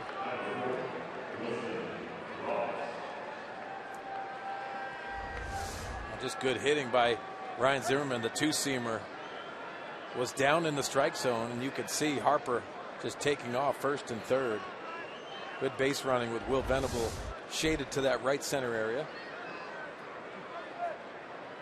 Ramos struck out swinging on 3 consecutive sliders the first time up.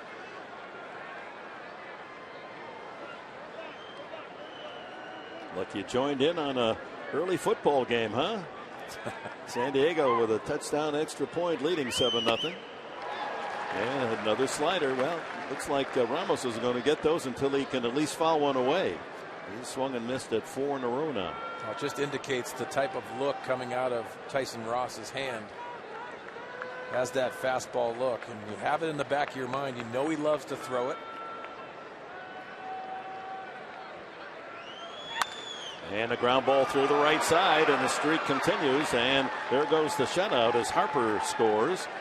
And once again, he's only walked 1 man, and sure enough, that walk comes around to become the first run. It's 7-1. Just an interesting pitch for me in the pitch selection, because you've exposed Ramos with so many sliders tonight. Then you go to the fastball. So 16 game streak now for Ramos, and that brings Bud Black out. Darren Balsley is not currently with the team. At 9 o'clock, he left the clubhouse to go on a red eye express back to Tennessee, to Knoxville. His daughter Allison is graduating from high school tomorrow, and Dad wanted to be there for the big moment. You can't miss those moments. No, congratulations, Allison. Yeah, that's so. Padres short 1 coach, and everyone picking up the slack in that regard.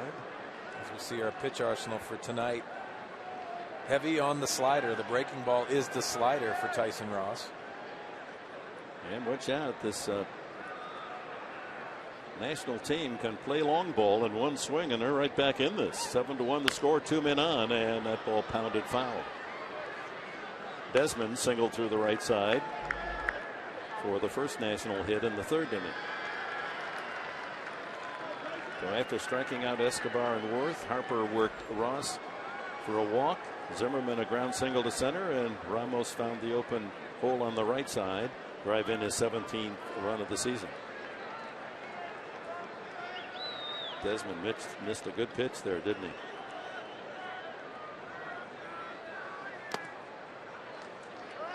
One and one.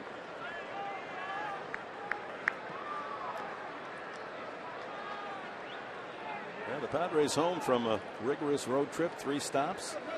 With a win last night, came home 4-5. Trying to get this homestand, 4 against the Nationals, 3 in the Cubs coming in next week.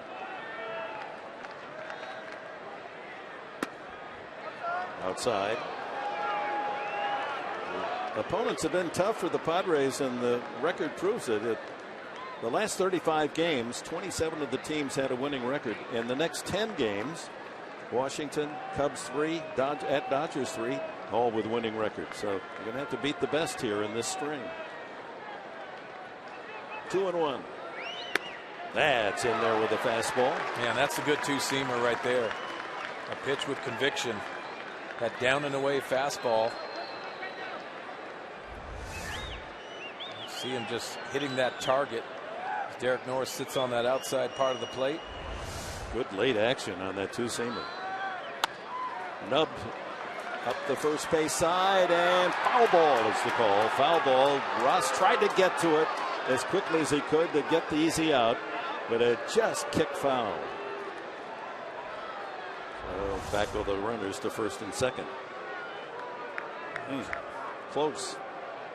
Pretty good call. It looked like his glove was on the foul line, and the ball had a little bit of that brown dirt off the white line. So by that much, the inning stays alive for Desmond and the Nationals. 2 on, 2 out. Let's see if he gets on top of that slider again. Tries to put him away.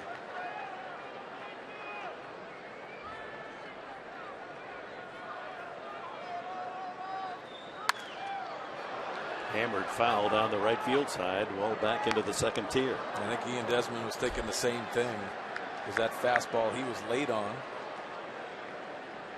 similar to that first at bat of his, that elevated fastball.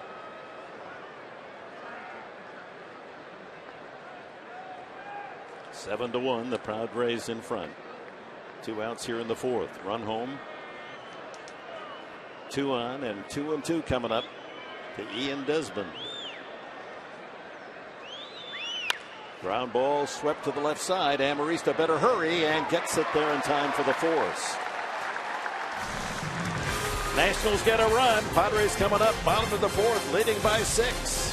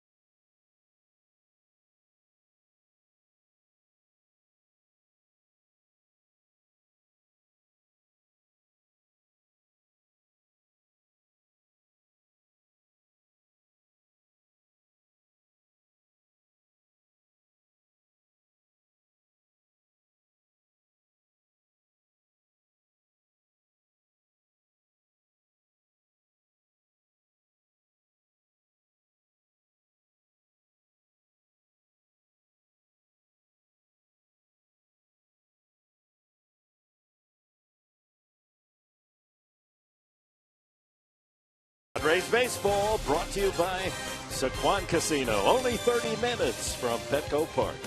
By Jack in the Box. Head to Jack in the Box for Jack's Blazin' Chicken Sandwich. And by Jerome's Furniture, proud sponsor of the best seats in the house.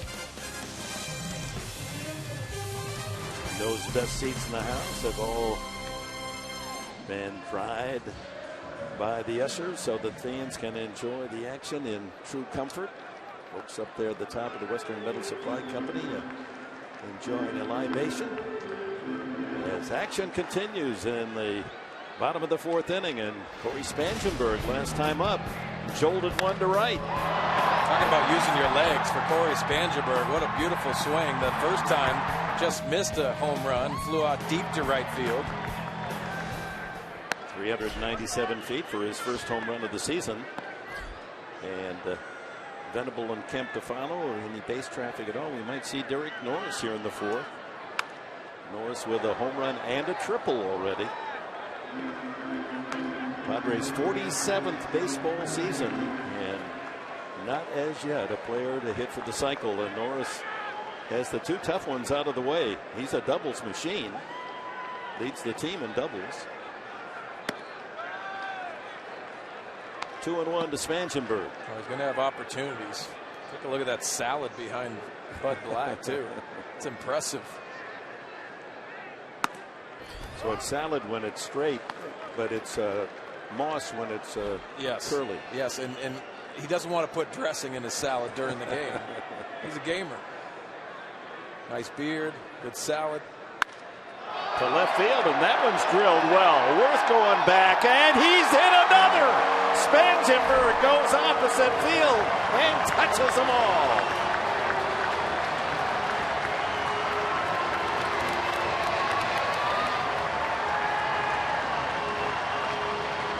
What in the Clark Kent's going on here? Well, listen, it's playing time, it's opportunity, and he's taking advantage of his opportunity.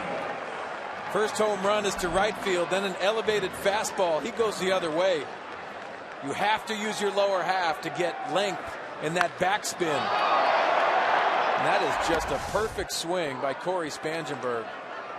Leadoff hitter, an enthusiastic approach. Pretty impressive. 8-1. Impressive power from a man not known throughout his professional career as a home run talent. But he's also a young athlete that's getting stronger with each season. More time in that weight room. Swing and a miss. So our pal Mike Pomeranz happened to pick Spangenberg tonight. Yeah, you think he's feeling good about it? 8 points. Oh, wait, 6. That's 12 points, right? Yeah, and I just saw him. Yeah, he's pumped up. Meanwhile, Matt Kemp steps up. Well, talk about timing aspects and getting that foot down that we talked about earlier, and that timing is definitely coming for Matt Kemp. And he'll get on a hot streak, and it's dangerous. 2 for 2 tonight, 2 runs scored. 8-1 Padres. 3 home runs, a 3-run shot by Norris, and a couple of solos from Corey Spangenberg. Dick, so many times we talk about getting that foot down. Well, you have to have something to hit against. When you get that foot down, you can start exploding on that backside, the hips, the rotation of the back leg, and then the bat speed to go along with it. And another foul, same spot.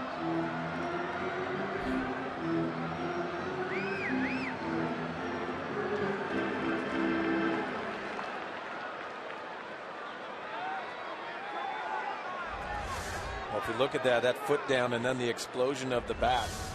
Swing and a miss. Strike 3, and Trinan has his 3rd strikeout. Brings up Justin Upton. Upton, a pair of singles, knocked in a run, and has scored twice.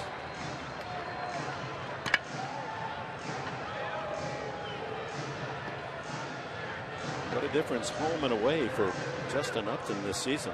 On the road, he's hitting only .206 with a couple of home runs. At home here at Petco, .356 and a half dozen home runs. He wants to show the Padre fans what they have. It's a talented player. Fastball at 96, strike one. You know, he's not just that guy getting up there and trying to pull everything. He has an approach. He has a plan.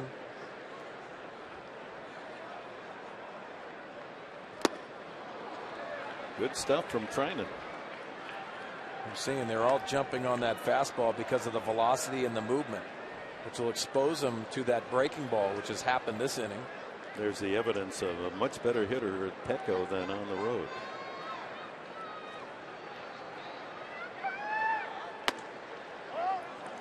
When they got him in a trade, he said, it doesn't matter where I hit. I have confidence anywhere. And that really speaks to the volume of what type of hitter he is. Way outside, 2-2. You know, and Dick, a lot of it has to do with the batter's eye. And a lot of hitters will talk about that. Just seeing the ball out of pitchers' hands just fits their eye very well. I loved it here. You could see the ball very well, but some guys see it differently. Ball three. You know, this park can be intimidating size-wise, but there's a lot of room out there for line drive hitters, and you're seeing the ball travel this year.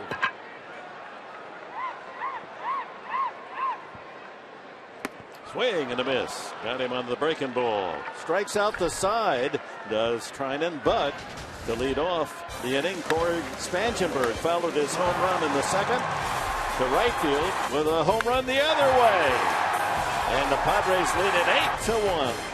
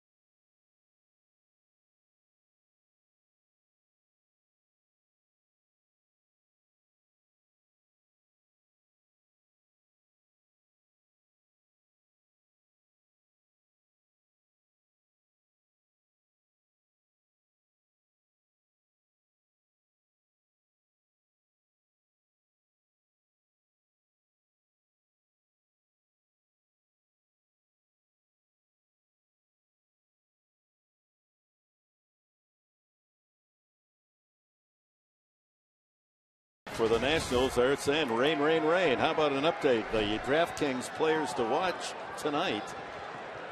And let's see. Kyle Seager 2 for 4, a couple of singles. Hope you didn't pick Fister. Yeah, that's a talented young man in Kyle Seager. Just played him 2 games. A Gold Glove winner last year in the American League. So as the rain falls, top of the 5th inning, and a ground ball single beats the shift. As Espinosa goes to the shortstop side of second. No one guarding that area. If the Nationals complete the top of the 5th inning, the game is official. They've had their 5 at-bats. But Ross has got to get 3 outs here, and it's raining harder. Probably a situation where you're not looking for the strikeout. You're trying to be economical.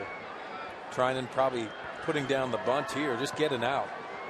Trying in the pitcher, and there is the bunt. Get the sure out, and Espinosa moves to second base. Get that ball out of here and get back on the rubber. Top of the order, Denard Span.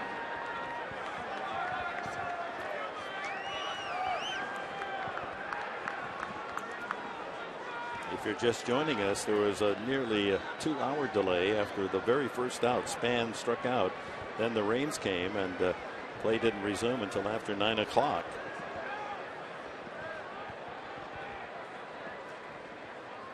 Forecast has rain in it for the next 24 hours, but right now it's time for the Cholula flamethrower.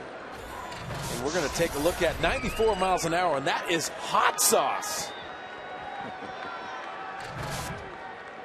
But Grant will never be able to match your enthusiasm. He's gone with the lower hot sauce, which I like. Can hardly be. That's a hot sauce. We miss you, Mud. Taking some time off after a long road trip. As they say in Hollywood, love you, mean it. And we do. He's up there in Alpine. I imagine they're getting some showers up there. He's probably snoring right now. Oh, yeah. Then he'll tell us how much he enjoyed the telecast. Well, everyone has a DVR. In his dreams. That one nubbed, and that's going to stay fair, and Span will get a base hit out of that. Nothing you can do about that, Spangenberg. Just pick it up and tuck it away. Espinosa moves to third on the infield hit Span, who gets more than his share of those kinds of hits. So first and third, one out to Yunel Escobar.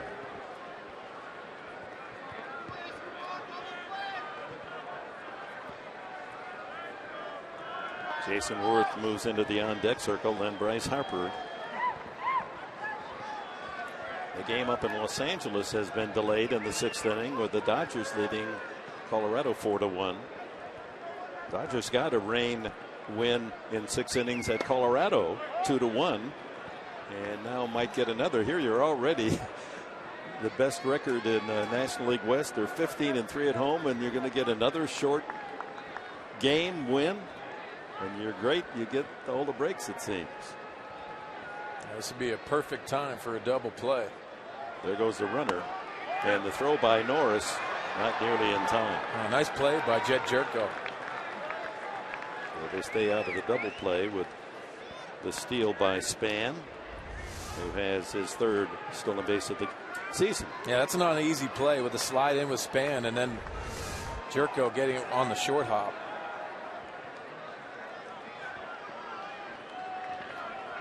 Second and third, one out here in the Washington 5th inning. Padres with an 8-1 lead.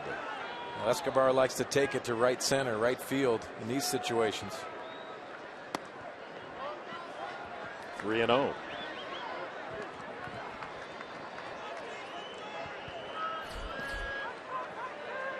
With the forecast, rain more and more to become a serious factor depending on what happens here in the 5th. Strike. 3-1.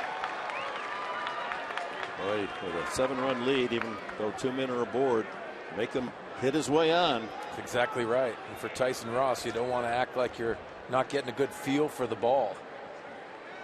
So many elements come into play on a rain delay, and rain coming down harder. That's chopped to short. Charged by Amarista. 2 away. Run scores. It's 8-2. Today's game is presented in HD by Sony 4K. Credit Escobar with his 12th RBI of the season. Espinosa comes home with a 2nd run for Washington.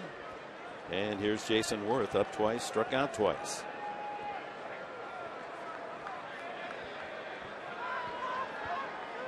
Not raining quite as hard, but it's still coming down. Fastball outside.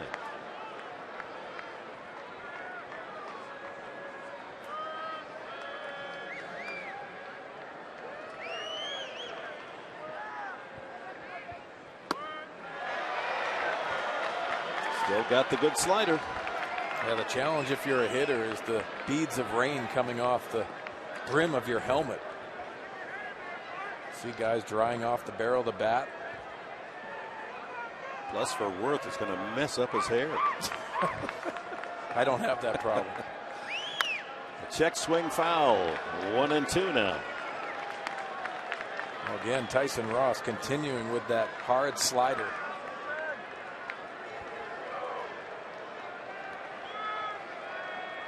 Span at third, 2 out. Run home. Carving into the 7-run lead, but still a comfortable advantage for the Padres. Didn't get the call right on the point of that corner. 2-2. Who cares about a little rain? Hey, we're having a good time at the ballpark. Fly ball sliced to right. A long run for Kemp. Can he get there? Yes, he can. In fair territory. And that ends the 5th for Washington. They get a run on a couple of hits. It's 8-2 for the home side.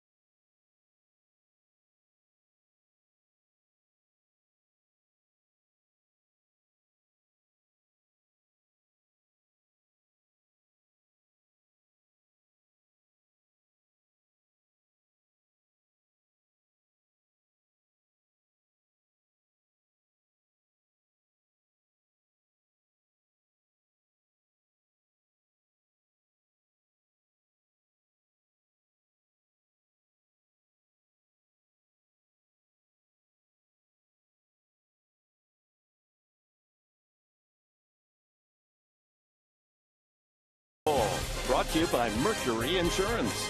Log on to mercuryinsurance.com today and see how much you could save. And by Petco. What we feed them matters.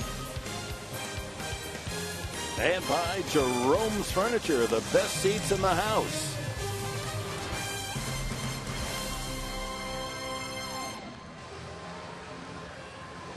So it's an official game despite the weather. And a nearly two-hour delay. It continues to rain, not quite as heavily as before in the top half of the inning. Work done around the mound by the grounds crew as Blake Trinan was having trouble with his plant foot. Very slippery, so that diamond dust there to absorb the moisture. Well, Dick, we constantly talk about how important it is, and we joke about the tarp on the field, but this is the best grounds crew in the game of baseball. The playing surface, everyone marvels at the playing surface here at Petco Park. Now, there's not an infielder that hasn't said, "Oh, I'd like to play every game here." And boys, well done. I know they watched the game. They're busy at hand tonight. Well, here's the star of the night. Catcher Derek Norris, a 3-run homer and a 2-run triple. 2 for 2 with 5 RBIs. He's now only one behind Justin Upton for the club lead. A single and a double shy of the cycle. First inning, 3-run homer. And then he just missed another in the second inning as that ball lands halfway up the wall in left center. Trinan jumps ahead, 2 strikes.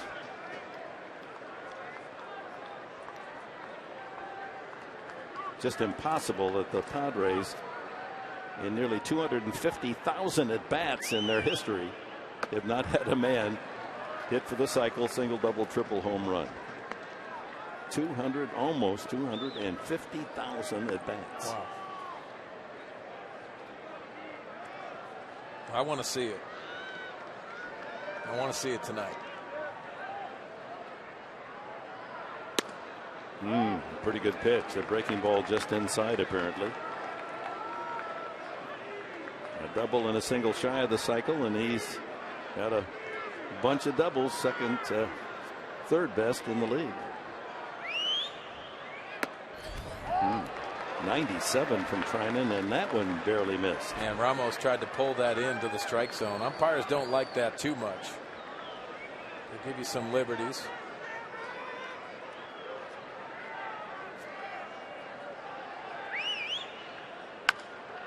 Chop toward third, foul.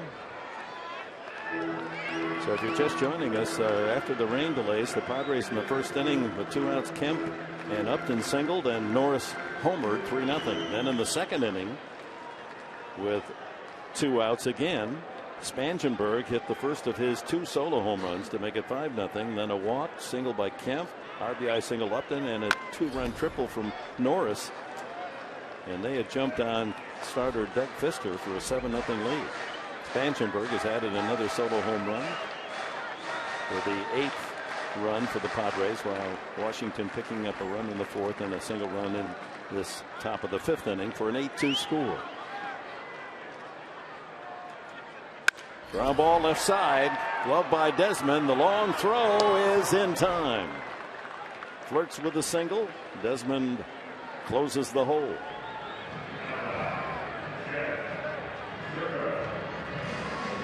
Hit it sharply.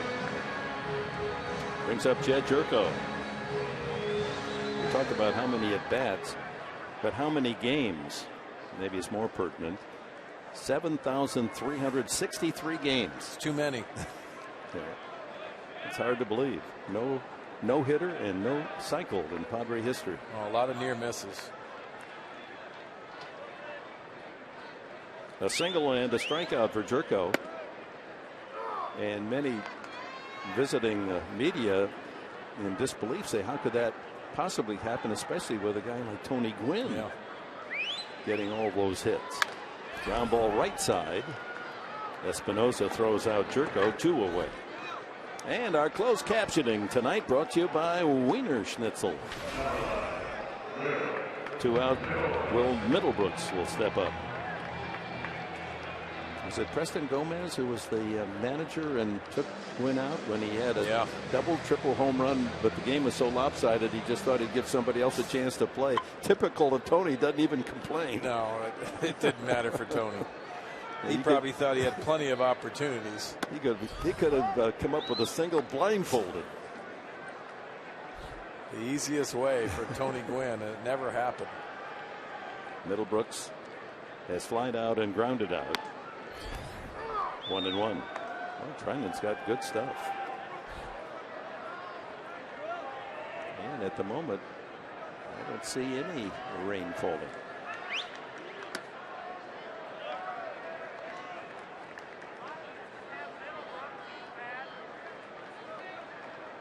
Some slick spots on the infield back at third base for 1. Ground ball through that spot, right over that slick spot, and Middlebrooks adds to the hit total, his first tonight. Now good for Will. Coming off that home run in Seattle and a nice swing up there, but then working that 5.5 hole. Just as we talk about Tony Gwynn, he hits that 5.5 hole, and why not? So 2 away. Alexi Amarista, one of the only 2 Padres without a hit tonight. Venable the other. Has lined out and struck out. Breaking ball on the inside corner.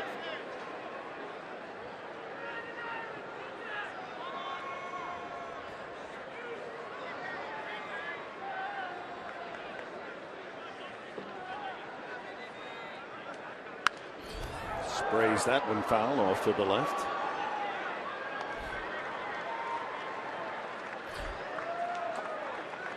There they are, the pitching lineup for tomorrow night. Jordan Zimmerman, the all-star right-hander, on the mound for the Nationals, and Odie Odrisamer Despagne for the Padres. 6:30 our TV time here on Fox Sports San Diego.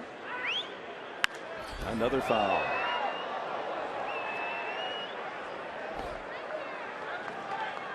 Well, Dick, just as we've talked about Matt Kemp and his timing issues at the plate, and works through all types of hitters when you get into that rut. And it looks like to me Alexi Amarista is just late on his setup, just trying to get ready to hit, getting that foot down. Another foul late swing. Well, you battle so much, you lose the barrel, nothing feels right, you feel like you've never hit before.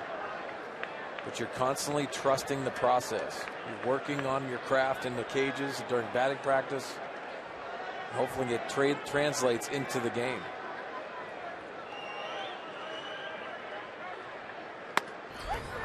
Strike three called. The high strike. He's been consistent, Tony Randazzo, with that high strike tonight.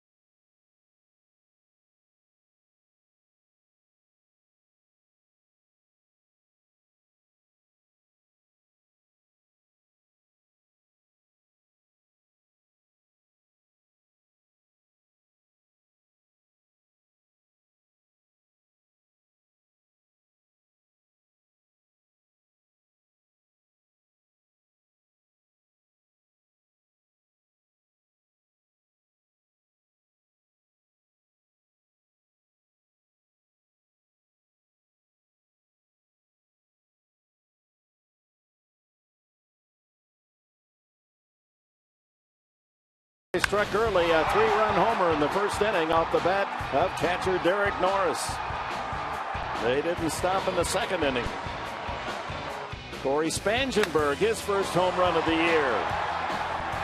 And he would follow with another later. 4-0. And here it is. Back-to-back at bats, home runs. To right field and to the opposite field. In between, Derek Norris with a 2-run triple as the Padres jumped out to a 7-0 lead. The Nats got one back in the fourth to make it 8-1 and then 8-2 in the fifth. As Tyson Ross, 71 pitches into the game, goes to work here against Bryce Harper. Opening the sixth, Harper, Zimmerman, and Ramos to bat for Washington.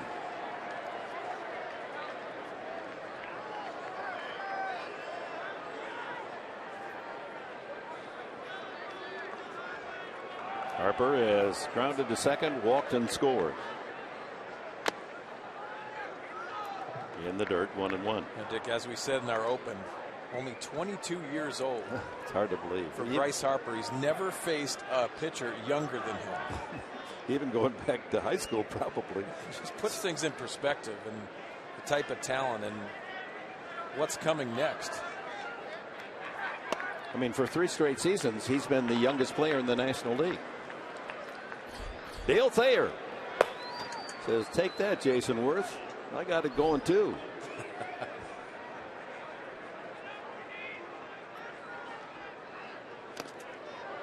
And 3-1.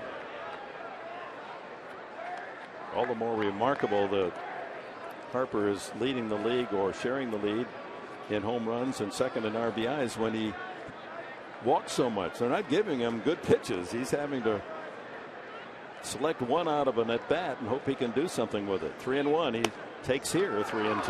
May not get a better pitch than that one. Well, Dick, you think about it too in that all-star game going back to where Mike Trout makes it and also Bryce Harper. Well, the conversation started.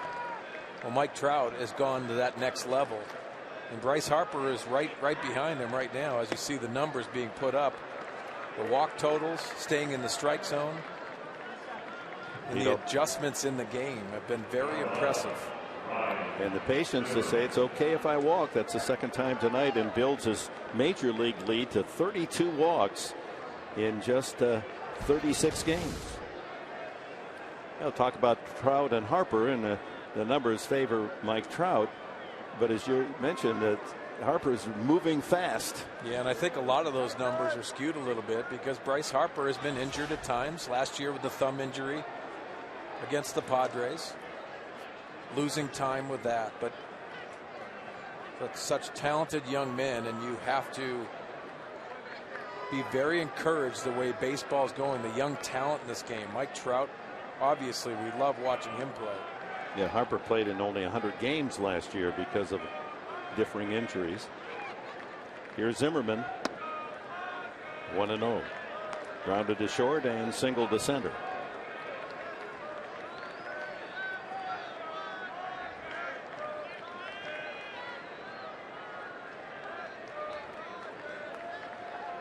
Well, they've resumed play up at Dodger Stadium, and the Rockies got a run in the sixth. It's 4-2.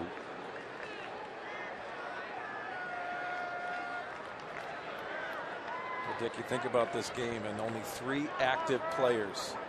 Mike Trout, Giancarlo Stanton, and Harper are the only ones to hit at least 55 home runs prior to the age 22. Very impressive. It's incredible. On the outside corner. Bernard Span with a stolen base tonight is the 7th in the entire season for Washington. 7. Justin Upton has 8. So he leads the entire Washington team in stolen bases. Obviously, Matt Williams' club, they're up there to hit, not to run. Little low. 2-1.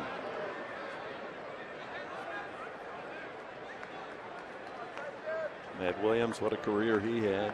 378 career home runs. 17 big league seasons for Matt.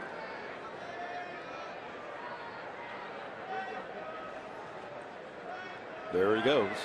Swing and a miss. Throw by Norris, not in time. There's the 8th team steal. And for Harper, his 2nd of the season.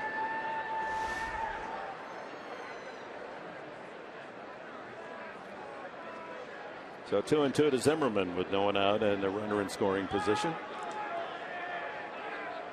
Well, Ross does not hold on runners the way most pitchers do. He has a big move to the plate, a high knee kick, really gives that runner a jump start. You wonder if he's going to be able to improve that and go to a slide step. Well, I think he will, and I think a lot of it in the mentality of it. We heard Greg Maddux, the Hall of Famer, talk about this. Not worried about the running game and focusing on executing pitches. With the high strikeout totals of Tyson Ross, he knows he can get out of innings, but moving forward, you have to be able to control the running game. And another walk. So back-to-back walks here to open the 6th inning. The 2nd and 3rd allowed, and that may be all, as Ross with the lead had to warm up 2 different times with a 2-hour delay in between because of the rain. A good effort by the big right-hander. He's trying to pick up his first win. He's lost his last 5 starts. And the bullpen bell has rung, and Dale Thayer comes in for San Diego.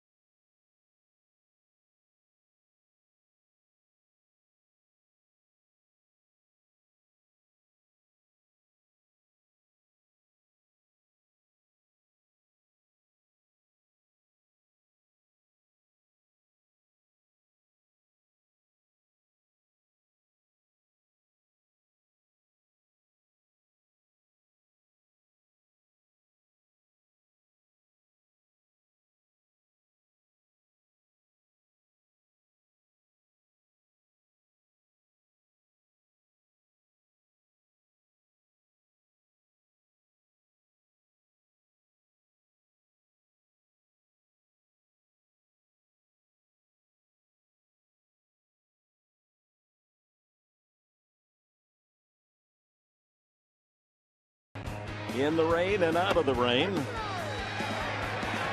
Strikes out 6 Nationals. Walked 3, 2 of those here in the 6th inning. Giving up the 2 runs, but responsible for the 2 men aboard. That slider was working well. And the man who leads the National League in most walks allowed, good control until here in the 6th inning when he may have tired. Yeah, think about the type of stuff, and Buddy saying good job to Tyson Ross, and it was coming out of that rain delay. He looked like he had the best stuff of the year with that wipeout slider coming back, and I think that delay did affect him just a little bit, especially this inning. Meanwhile, with a couple of men aboard, no one out in the 6th inning, the Nationals are 1 swing away from making this a tight game. 8-2, and Thayer comes in with a breaking ball for a strike. His 15th appearance. He hasn't been on the mound since Sunday.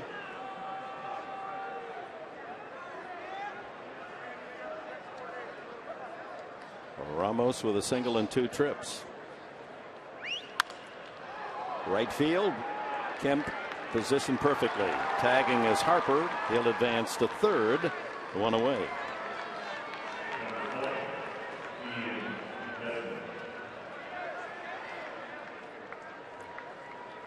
Tyson Ross, 5+, 5 hits, 2 runs, but is responsible for the 2 men aboard.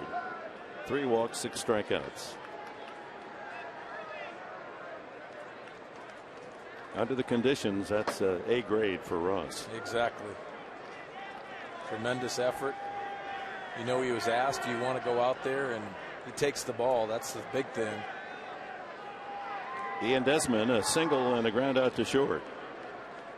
Harper at 3rd, Zimmerman at 1st. Ooh, big swing and a miss. Yeah, wild swings by Ian Desmond. He has a purpose, especially early in the count. He wants to take that shot. See this wild swing, elevated fastball over the barrel of the bat. Couple of home runs this year for Desmond. Another wild swing. Goes after the breaking ball. Well, Dick, this is his free agent year, and defensively it's been a struggle for Ian Desmond, and also you see the numbers don't match the type of talent. 225 coming into this game.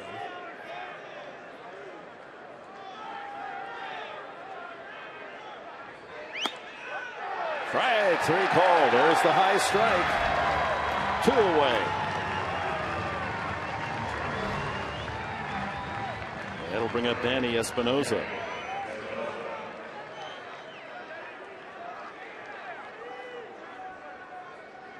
Switch hitting infielder has struck out and singled and scored.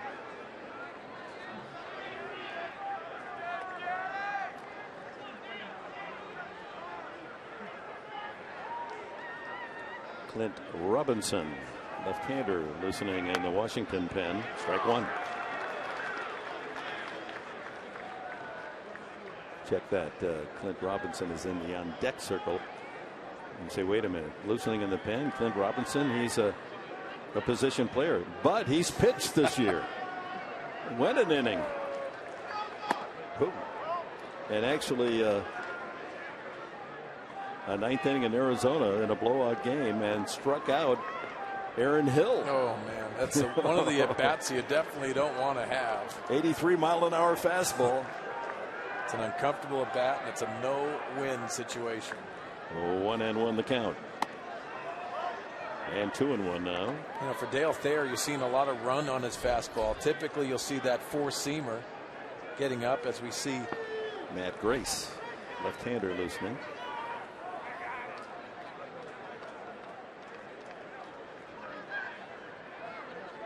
First and third, 2 outs.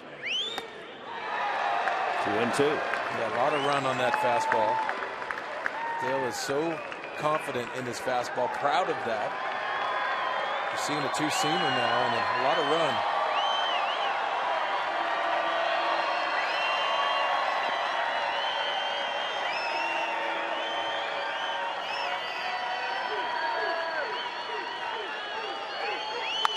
High fly ball, center field.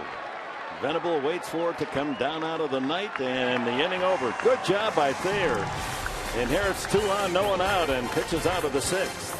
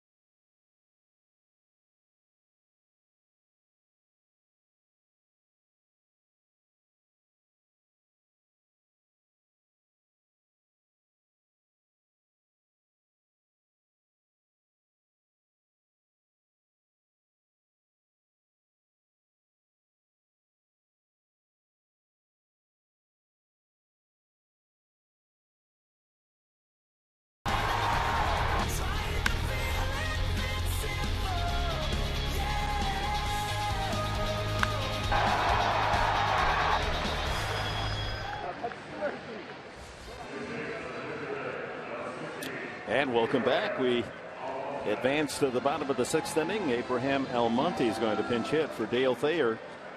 Thayer saving Tyson Ross's ERA by stranding those 2 runners with a 1-2-3 effort, getting Ramos, Desmond, and Espinoza in the top half of the inning. Almonte, switch hitter, 11 at bats since being recalled from El Paso, 2 for 11. And a line drive base hit. Almonte jumps off the bench and whistles one to left for the Padres' 11th hit of the night. And 2 of those hits, home runs from this man, Corey Spangenberg. Yeah, down and in, and Corey Spangenberg takes that Fister fastball into the jack deck. And his second time, that fastball elevated, goes the other way off Blake Trinan. Yeah, why not smile? You don't expect that kind of all-field power from Spangenberg. What a good sign. Breaking ball. And no easy feat to hit 3 in a game, and there's the select few in Padre history to do it. Colbert, Finley, a couple of times, Caminiti, Boone, Nevin. You'd expect them from those kinds of hitters, but not from a Spangenberg. But he's sitting on an opportunity here in the 6th inning, and probably will get another at bat tonight, even though at this point it would be just an 8-inning effort for the Padres at home leading. 95. Trinan has shown a good fastball. He's allowed just the 1 run. That was the Spangenberg home run, giving up a couple of singles to Middlebrooks and now Almonte.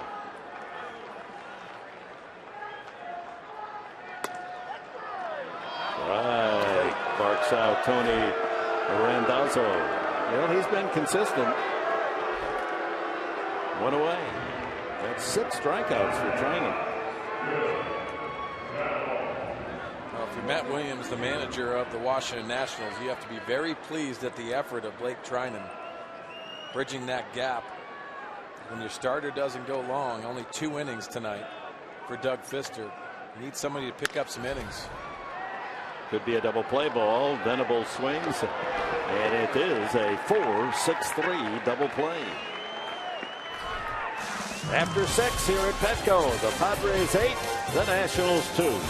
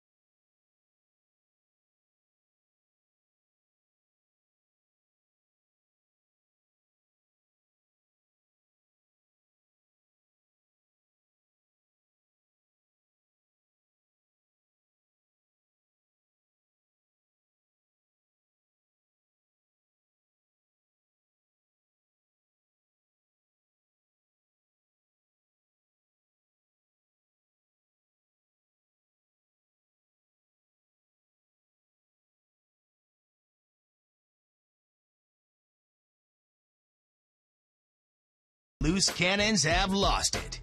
Let's go back even further. I'm going to ask you this. Why do you think the NFL would be going out of their way to bring down the New England Patriots? Well, stay tuned after Padres baseball for all the sports activity here on Fox Sports San Diego. As Kevin Quackenbush Makes his 9th appearance of the season. Yeah, his 9th appearance, and his 8th was in Arizona on Sunday. 2 innings of work, 1 hit, 3 strikeouts. It's like he's settled in. You see the good numbers against right-handers.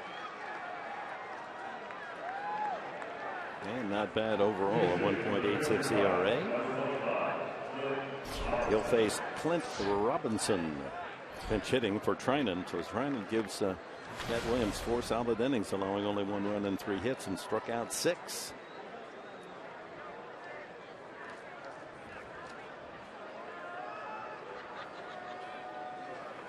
That's a strike.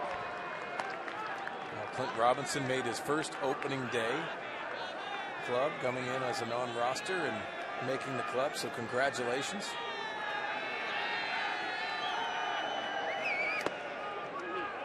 Dick, such a special moment if you think about opportunities for young men and making that opening day, being announced, going on the foul lines. As we take a look at the last 3 outings of Kevin Quackenbush.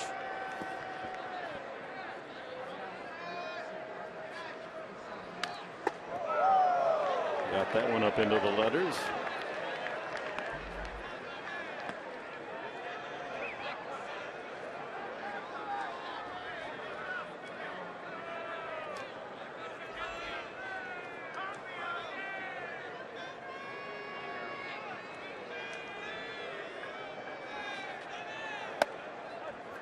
And wouldn't bite on that one. 2-2. And trying to change the eye level of Robinson. Saw Derek Norris stand up and try to give that target up near the chest area. See if they go to the breaking ball off of that. Line foul. And he comes back with the fastball in the outside corner.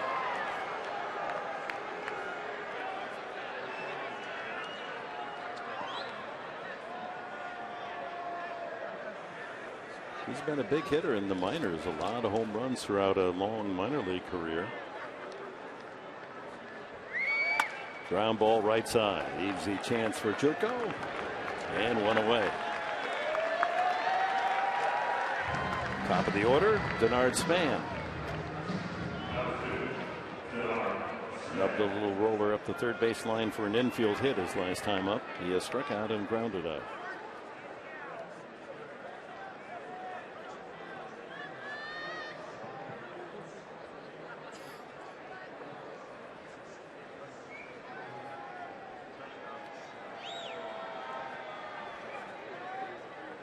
Padres hitters are going to be well challenged in this series. 3 outstanding starters await the next 3 games. Friday night, Saturday early night, and Sunday afternoon. Military Sunday. U.S. Coast Guard will be saluted on this coming Sunday on Military Day. Jordan Zimmerman, 2-time All-Star the last 2 years. Max Scherzer, one of the best in baseball. And then Steven Strasburg goes Sunday. Another shot to the right side, and Jerko gobbles it up. 2 away. This Saturday, 2 legendary fighters square off in a special 7 a.m. morning edition of UFC Fight Night as former champion Frankie Edgar takes on the California Kid, Uriah Faber, for the first time. UFC Fight Night is live from Manila Saturday at 7 a.m. Pacific, only on Fox Sports 1 and streaming live on Fox Sports Go. Can you see yourself in the ring in UFC action? Only if Pomeranz is on the other side.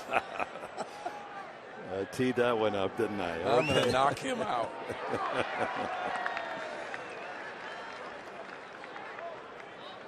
You got to watch it, though. He was eating a lot of garlic and onions today. He might blow you out of the ring, you know. Well, I'm definitely not going to get him on the mat. Swing and a miss. Why is that an ugly image? I don't know. It is, isn't it? Escobar is 0 for 3. He's knocked in a run with a ground out. You see Kevin Quackenbush with that breaking ball. That's a real quacker. I like it. 0-2. And a ball and 2 strikes.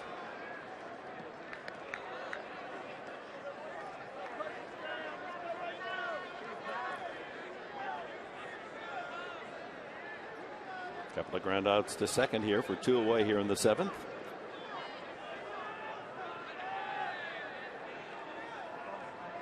Fastball in. Yeah, that's a good purpose pitch. 2-2.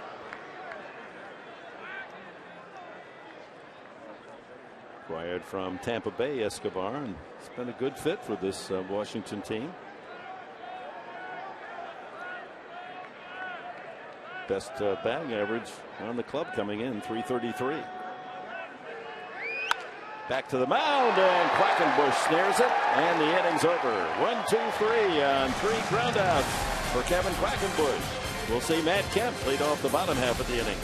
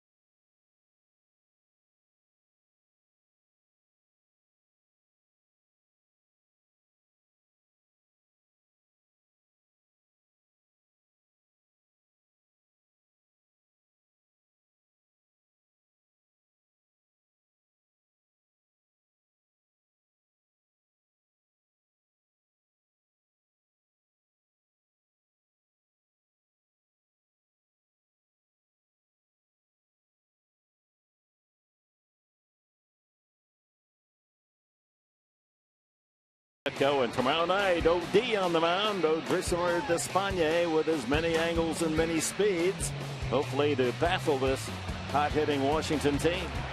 He'll be opposed by All-Star Jordan Zimmerman for the Nationals. He's 2-2, but has pitched much better than his record. We'll see at 6:30 here on Fox Sports San Diego, and all the action begins at 7:10. The crowd tonight, weathering the rainy weather, 22,710, and they brought their enthusiasm with them, and they're hanging in there right to the very end, most of them. They've had a good time, and they've enjoyed the Padres' 8-run outburst, 7 runs in the first 2 innings, and in the middle of it all, Matt Kemp with a couple of hits and scoring 2 runs, with Upton and then Norris to follow. Against the new pitcher, Matt Grace, former UCLA hurler. Right center field, but Span has a beat on it, so does Worth, but Span, the center fielder, takes care of it. Well, Dick, if we take a look at the lefty reliever from UCLA, fastball, slider, and changeup, sits right around 91, likes the sinker, the slider. Native of Palos Verdes Estates. There was quite a pitching staff with the Bruins, as Grace, the lesser known, Jarrett Cole and Trevor Bauer, 2 #1 draft picks, were on that same staff. He went until the 8th round in the 2010 draft. Upton, strike 1, 90 on the fastball.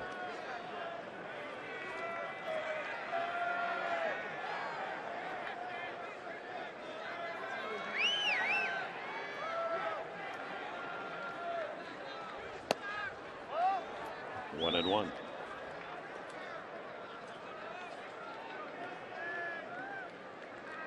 Just 6 2/3 innings for Grace coming in, but he's allowed 11 hits.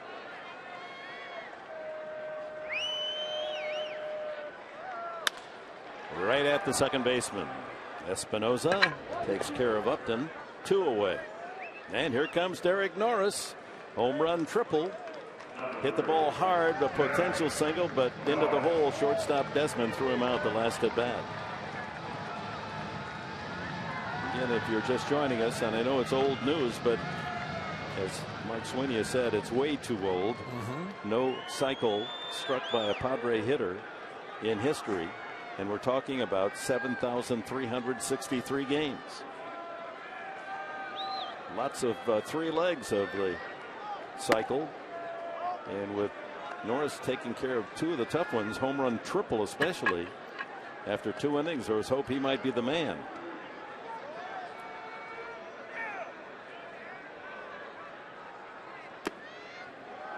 (2-0). Dick, like we talked about, you see Derek Norris. He played last night in Seattle. The team gets back at 3 a.m.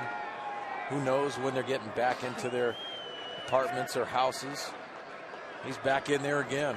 Yeah, most of them didn't have a head on the pillow until 4 in the morning.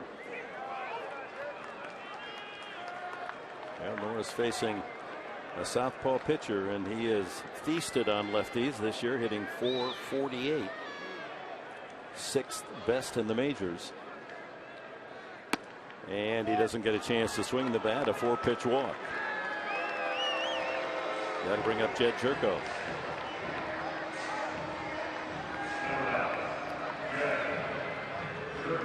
Just another point and pick the stick for Pomeranz. I mean, he's going to get really healthy tonight. That's 13 points for him. That's another reason why I want to knock him out. Yeah. It's a good night. Had inside information. We got to get our sleuths on that. He usually messes up inside information. We all have fun in that game. It is. It's fun. You guys have too much fun. You know, we're on the road trip, and you guys are. We got without even seeing. We know you got your feet up in that lounge area. And listen, you came in. The guys were on the road. You were off. Yeah, it was fun. Jesse Agler was in for the whole trip, and you came in, took a look at our digs. But here's the pick the stick update. Wow. Mark Grant, how about that? Norris with the 14. Spangenberg the 12. Boy, 5 for me. That's like a Grand Slam homer. You know, Clay Hensley, it's his second night. Yeah. He's on the pregame show because we got moving pieces. Mark Grant's out. Right. Well, he helped me with my pick last night. -2. Tonight, 14. Is there a conspiracy here? There might be. I heard him whispering. He was talking about something. I think Mark Grant's going to phone in and say, I'm going to stay out for a little bit. I mean, Agler had the whole road trip and didn't get me that many points. What's going on? Maybe it's something against both of us. Well, it's a long season. I keep saying that. I have high expectations that we're going to be where we need to be at the end of the year. I'm on your heels now. You better watch out. I know. I am. That would be embarrassing, rallying from my April of a total of 19 points. I wasn't going to say that. Oh, my. People at home must wonder, what are those mooks doing anyway? You know, they're talking about that pick the stick stuff, right? But we're trying to give you insight from our expertise. Ground ball foul. All in good fun. It is good fun, and I didn't even notice who's leading now. Is it Grant? I think maybe it's Mark still leading. He's the defending Chris champion. Button. Chris Button. Yeah, that's putting on a show. That's right. Chris is the one that's. She had a good offseason. She got embarrassed last year. Now she's coming back this year. Yeah, I think she went to Winter Ball. I actually heard that she went down. Yeah, where'd she go? Puerto Rico? No, Dominican. Dominican. She went down there and she worked on her pick the stick game and came back firing. She's embarrassing us. Yeah. Going to the opposite field, then she hits one out the other way. That ball looped to right, and in coasting for the out is Harper. And the 7th inning in the books for the Padres. On to the 8th. San Diego leads 8-2.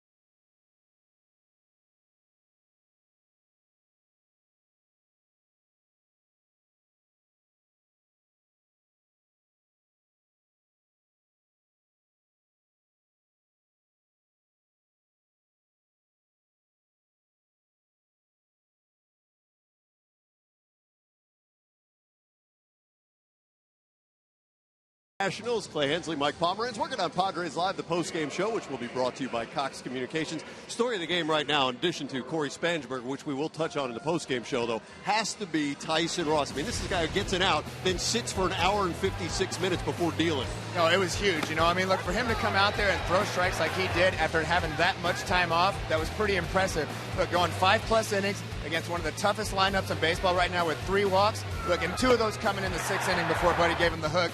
Quality start by him, great, something to build on for him, and I was really happy with the way he was establishing with that fastball. All the more impressive, perhaps, is his team's on like 3 hours sleep after coming in from Seattle. We're going to talk about all that and more coming up in the post-game show, and also I got a couple of bones to pick with you guys. First of all, Dick, you weren't complaining when we got you that lazy boy, the recliner, in the green room to watch the ball games. I never heard you whine then. And secondly, what is Sweeney doing complaining about me and my pick the stick points when it's Clay Hensley running the table? Hey, it is what it is. We made the good picks tonight. They're upset. He wants to take you to the octagon, apparently. Congratulations, boys. Congratulations. Well, as long as it means we don't have to see you in spandex fighting pants, we're all right. I might have to knock you out if I have to wear those. Oh, my. Quackenbush goes into a 2nd inning of work. And after a healthy, I was gone for a week and a half. I had a lot of time to do some research. And I've got some special information to share with our audience. Never seen before on television. And this is going up. Mike Pomeranz, after his rookie year with the Minnesota Twins minor league system. I think that was with the Kenosha Twins, I guess. Kenosha Twins, yes. Yeah. And how about that chicken scratch that he has on the autograph? The left-hander from Clemson, it said. Just into the Padre dugout away from Middlebrooks. There's Glenn Hoffman. Boy, he's right there on the railing to make sure his man doesn't topple into the dugout. You got to protect your own. And also you got to bail, but you can see not going over that railing.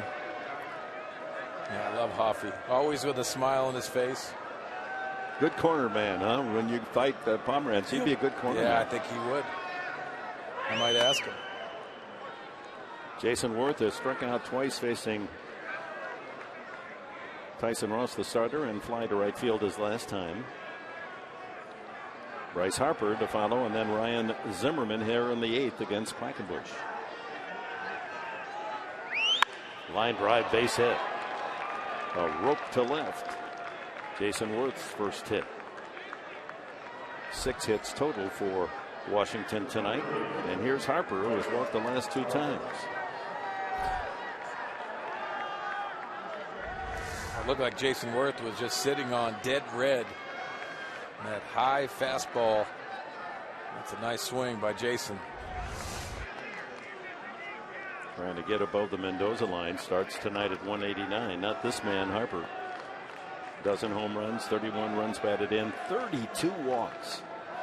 2 tonight. Scored a run, stole a base.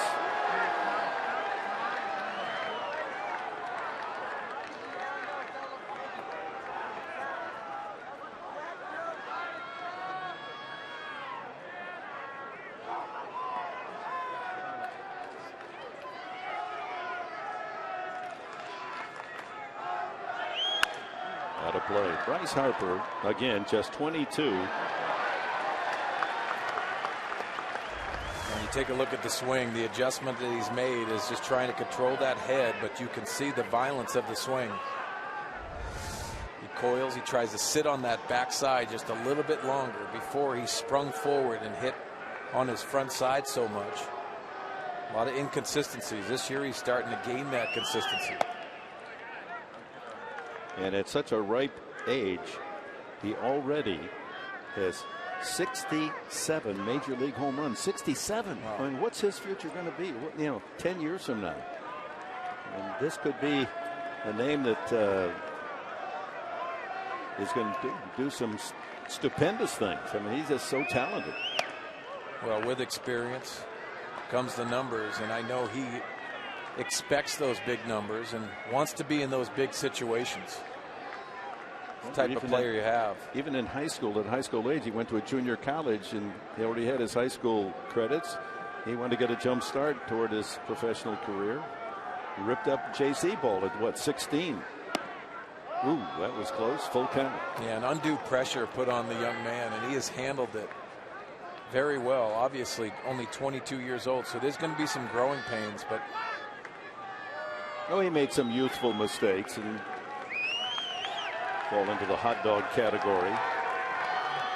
Who wouldn't want to have him in the lineup? 3-2, and another walk. 3 straight walks. So 2 men on with no one out for Washington here in the 8th.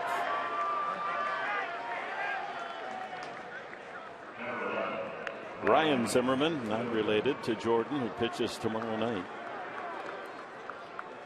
A single and a walk, 1 for 2.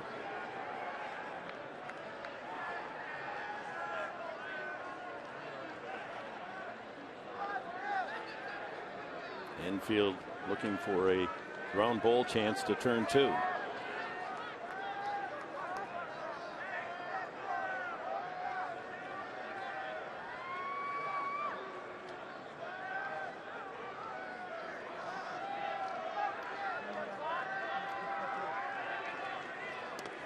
In the dirt. Nice block by Norris.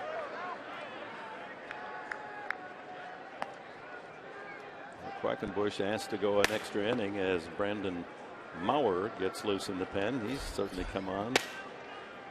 Done some terrific work the last couple of weeks. And he settled in very nicely. Started the year off in the minor leagues. Just went back and pitched against his former team in the Mariners. Well, Quackenbush struggling here in the 8th inning. Gave up the single to Worth on a 3-2 pitch. Walks Harper and now falls behind Zimmerman 2-0. Follow the Padres all season long in 2015 with MLB.com At Bat, the #1 app for live baseball. At Bat is up to the moment at any moment. In-game highlights, live look-ins, replay reviews, radio broadcasts, StatCast, and more. Get MLB.com At Bat for your smartphone or tablet. Well, normally when Bud Black goes to the mound, it's to take the pitcher with him, but he's serving 2 roles, not only as the manager, but as Darren Balsley's substitute, with Balsley going back to Tennessee for his daughter's high school graduation. So Bud's out there just trying to get Quackenbush into a better strike mode. Yeah, and also put the defensive purposes out there. You see the infielders coming in on the mound. He'll go over, hey, where do we want to go with the ball? Getting out. Don't put yourself into tougher situations if the ball's hit to you. A very important point in the game last night was when he made the appearance for James Shields. Kept him in the game after he walked 2 hitters. He ends up striking out Zunino and then getting the big double play. That was in the 6th inning on their way to the 4-2 win against the Mariners. So there's all kinds of purposes for the manager and his visits. It's a lopsided score, 8-2, but this is a team that can score in a hurry. You got to respect their ability to come back from a big deficit. They rallied from 11-1 earlier in the year and won a game. 2 balls and a strike now to Zimmerman. Wilson Ramos, the catcher, on deck. And you see the outfielders playing a step deeper, try to prevent those doubles. Sails that one into the upper deck to the right. Well, this is a big day in baseball history, and it involves not only Washington but one of our colleagues today. That's not Walter Johnson, that's the Washington part. He won his 300th game on this date in 1920. But in 2006, Clay Hensley, in a 9-0 win, went 9 innings against the Cubs, and he struck out 5 times. Yeah. That's a record for the Padres. 3-2 now. In the same game, Brian Giles walked 5 times. Wow. Hard to do that, and that's a record. 5 in a 9-inning game. I know Hensley's very proud about, well, he got the win, 9-0, so what do you need to swing the bat for? Yeah, his purpose was to pitch and work in 9 innings. And fouled back by Zimmerman. The count remains full. 31 pitches now for Quackenbush.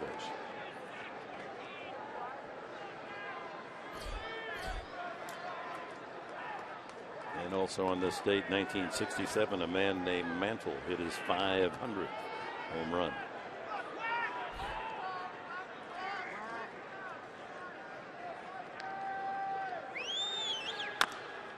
Another foul.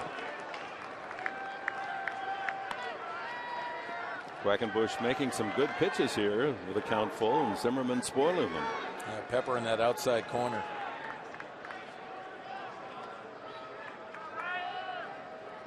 Eight to 2. Top of the 8th. Padres leading. Worth at second, Harper at first, no one out.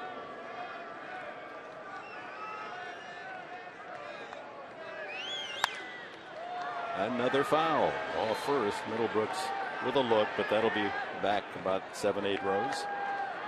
And some of the 22,710 still with us. Fight for that souvenir.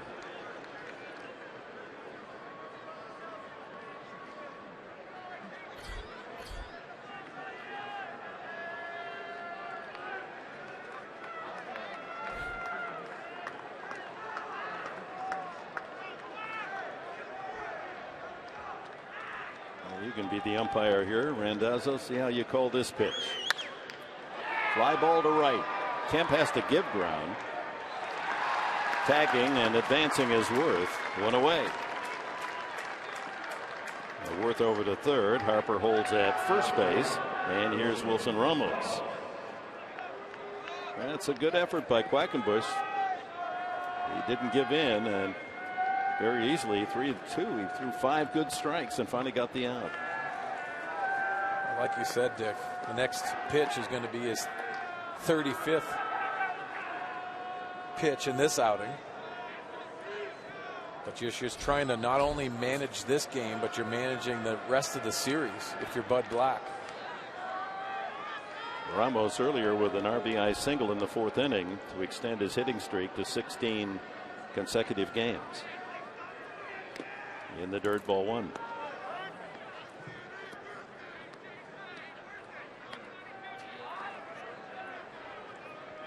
What in the Bill Belichick's going on here in the booth? We'll have to share that with our audience in a moment.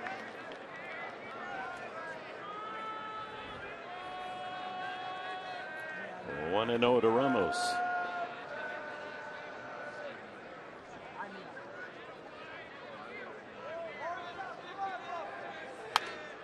Good swing, 1-1.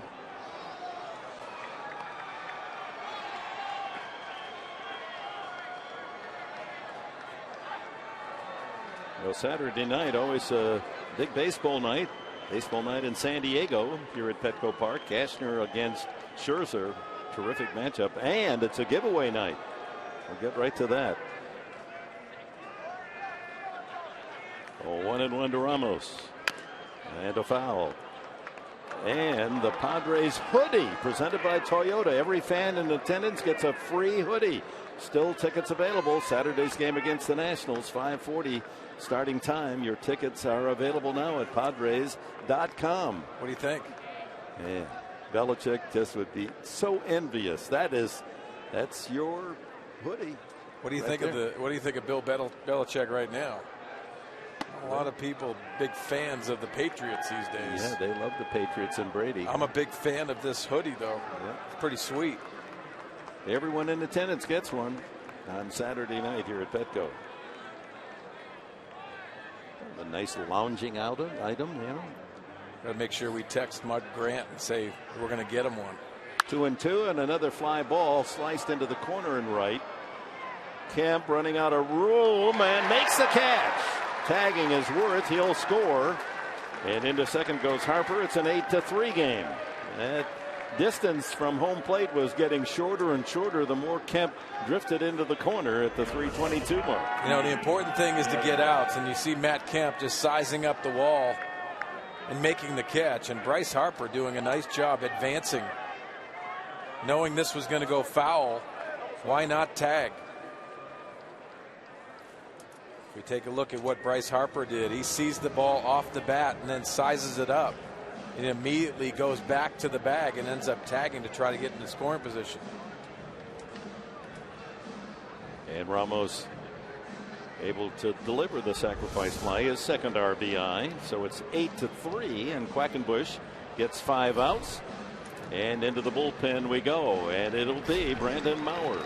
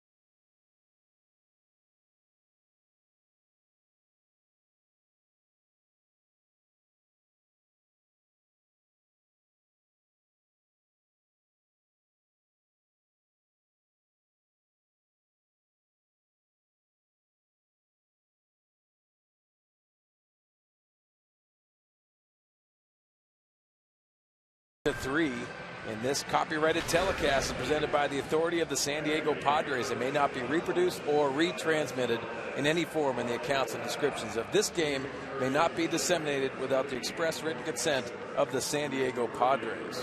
Real good on disseminated. I like that a lot. Thank you very much. As Brandon Maurer takes the hill with 2 outs. Harper at second base, a run home here in the top of the 8th inning, and it's an 8-3 Padre lead. Ian Desmond, a single, a ground out, and a strikeout tonight. Trying to pick up Harper. First pitch at 85 as he goes to the slider. Defensive changes. Middlebrooks moves from first over to third. Spangenberg from third to second, and Solarte enters the game at first base. Sharply hit right at Amarista. The long throw across, low, and Solarte digs it out. No, he doesn't. Unable to come up with it cleanly. So Amarista short hops. Solarte just comes into the game and gives him a tough chance, and the inning stays alive for Washington. Now this is a tough pick because it's a long hop. It's just a 2-seamer that Amarista throws over and ends up hitting the heel of the glove for Solarte. And may have taken a different bounce than expected because of the wet infield. Might have skidded a little more. And well, Washington now with runners at first and third, 2 outs. And Espinosa comes up, single and 3 at bats. Amarista charged with an error.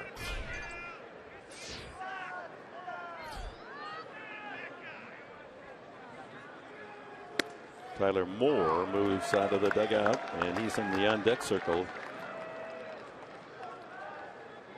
Espinosa singled and scored a run in the 5th inning. So just one single in the inning, but a walk, a sacrifice fly, now an error, and that ball ripped foul. Yeah, back-to-back sliders. The first one, the back door slider, and then he does the front door slider there. Matt Thornton gets warm for the Washington Nationals.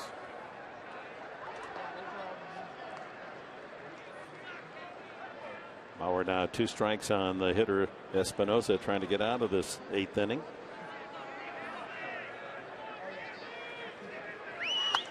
Off the fist and fouled back.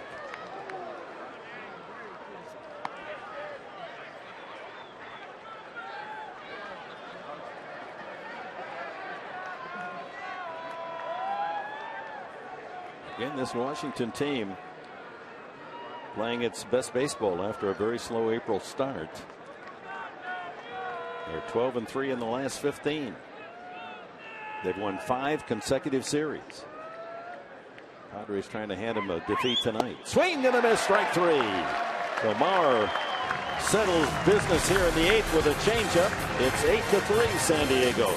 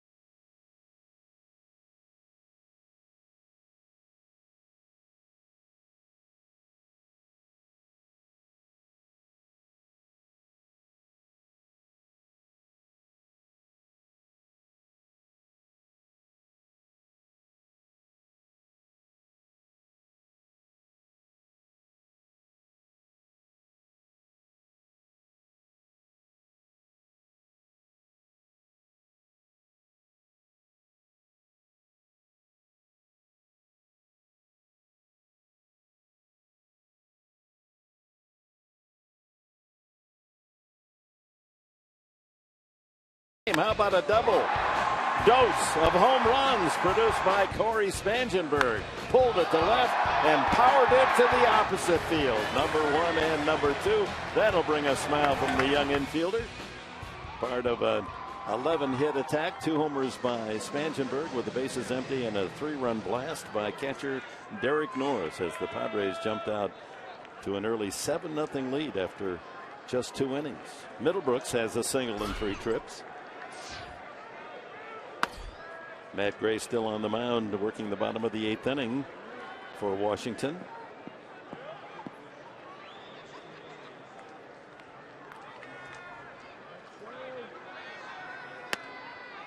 That one slides inside, running on that fastball. You know, Dick, the challenge right now for the Padre hitters, don't give at bats away. Think about big situations here and just put yourself in the moment.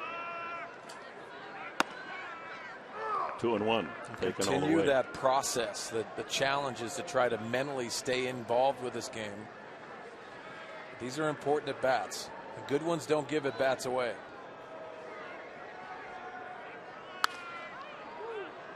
Yeah, in other words, you've got a big lead in any sport. There's a tendency to just relax, say, hey, the game's going to be over. I don't need. Yeah, that's not the way you want to think. Exactly. I mean, it's not pouring it on. It's just giving your best regardless of what that scoreboard says. Spangenberg eager to get another chance to swing.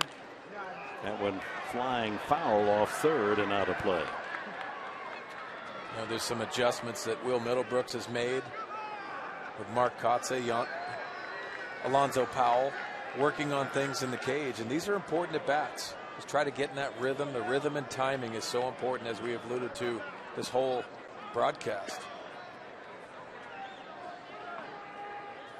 Up the middle and a base hit. He didn't waste that at bat. A couple of hits for Middlebrooks, and that's important in another aspect now with Myers on the shelf with the injured wrist and Alonso out on the DL with a bad back. You've got 2 of your bats unavailable, so Middlebrooks getting a chance. He's been rested a few games because he wasn't hitting well.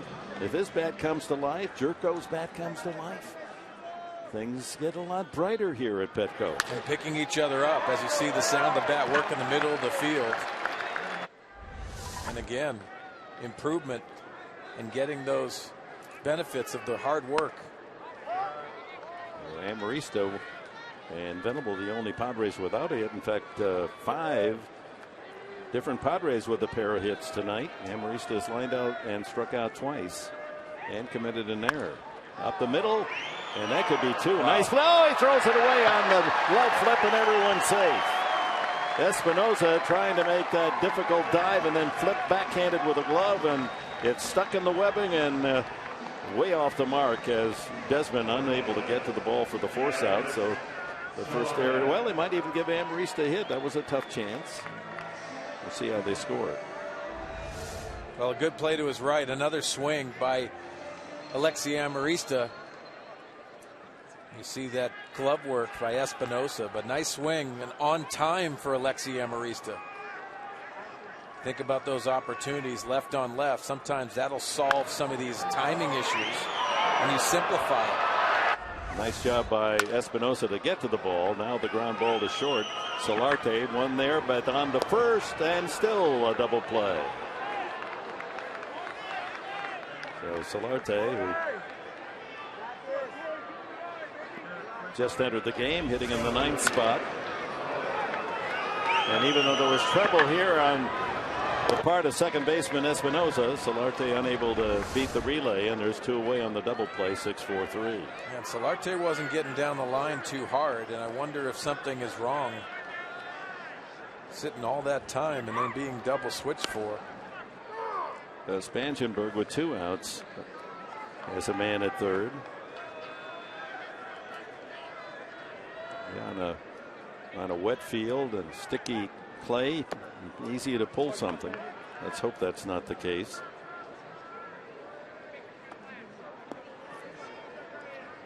So a couple of singles, now the double play.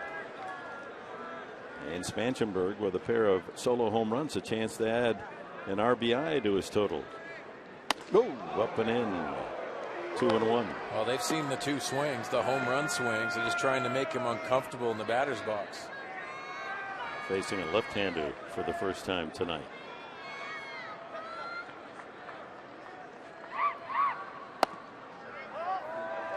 And he works the count 3-1. Pretty good pitch there, and Grace didn't get the call. Well, back in Washington watching this game on television, it's 2:45 in the morning.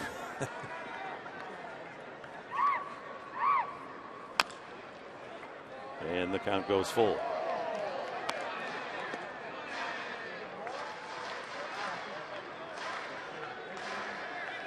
Spangenberg 2 hits, Kemp with 2, Upton with 2, Norris with 2, Middlebrooks with a pair. And 13 total hits for San Diego. Waved at and missed, the breaking ball away. And that's it as Grace pitches out of a couple of singles to open the inning, and we're on to the 9th. The Padres by 5.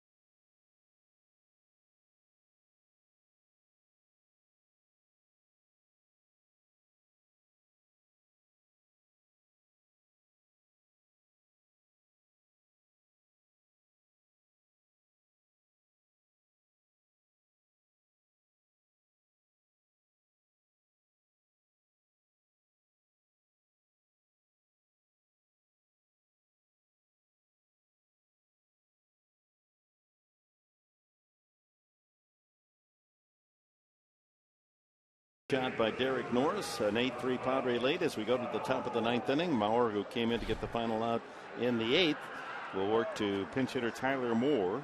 Then the top of the order, Span and Escobar. Moore a pinch hit home run yesterday in Arizona as the Nationals came from behind to win 9-6. Michael Taylor a pinch hit, not a pinch hit, but replacing Harper, who was thrown out of the game, hit a grand slam to win it 9-6.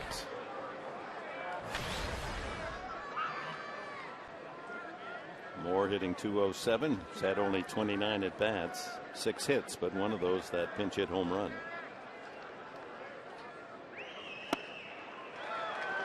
Well, Dick, when you don't get the at bats, you have to rely on your work before the game and during batting practice. Try to get in that routine.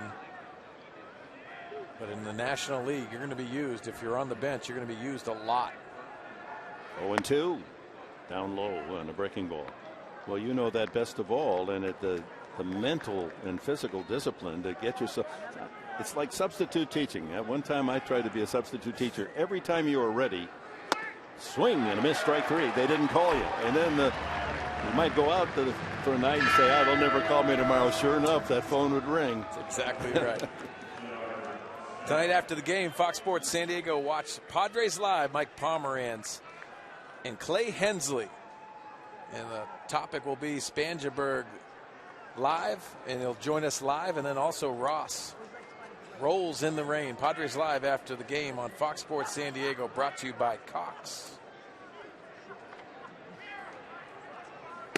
Leadoff hitter Denard Span, 1 for 3, swinging but single back in the 5th inning.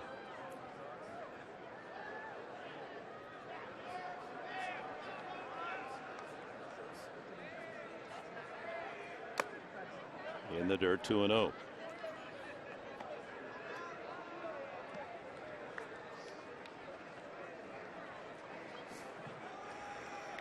Mauer and the Padres trying to beat the midnight hour. 2-hour rain delay. Ground ball left side.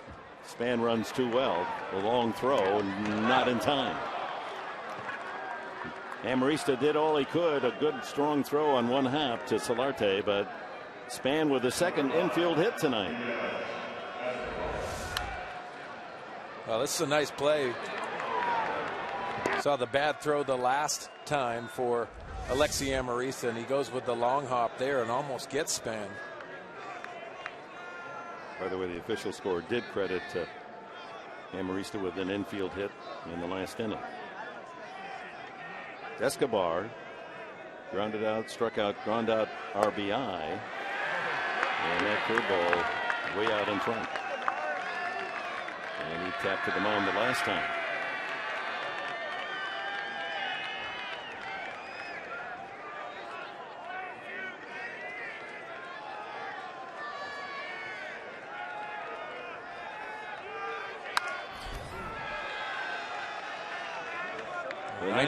Sorry, Dick. 96 on that fastball. That's coming off the first pitch slider. Brandon Mauer is becoming one of those dominating relievers, and that's the reason why Seth Smith is in Seattle and Brandon Mauer is in a Padre uniform. 0-2 outside. Well, the more and more you see him, just impressed of the type of stuff. And a versatile guy. He can be a starter moving forward, but man, does he look good out of the bullpen. Escobar takes a pitch just out of the zone. 2-2. 32-year-old veteran from Tampa Bay Rays for the relief pitcher Tyler Clippard in a trade made in the offseason.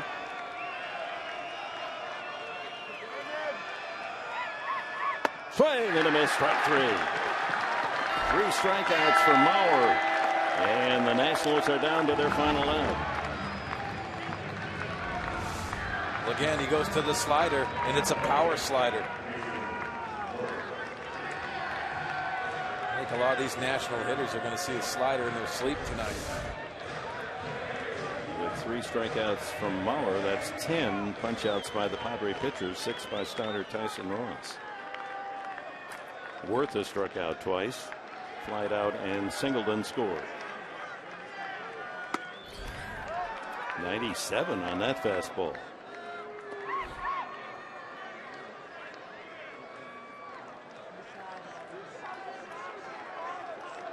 Padres trying to move a couple of games above 500. Worth delays the action as he singles sharply to center field. And with 2 outs, that'll bring up Bryce Harper, who has walked 3 straight times.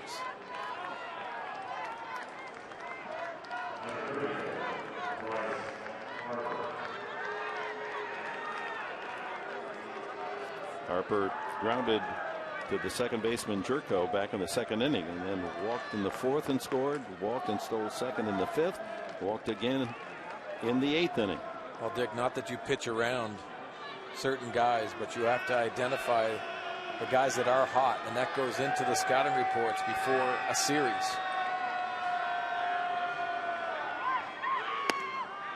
Ball 1.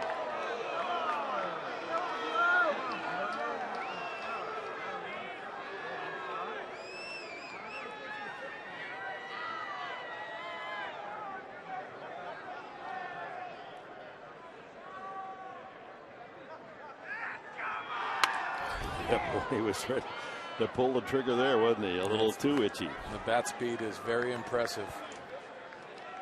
That ball was in on his hands, and he takes it in the right field seats foul. But that can intimidate you. I'm sure if you're on the mound and you're trying to get in on his hands and it's off the plate.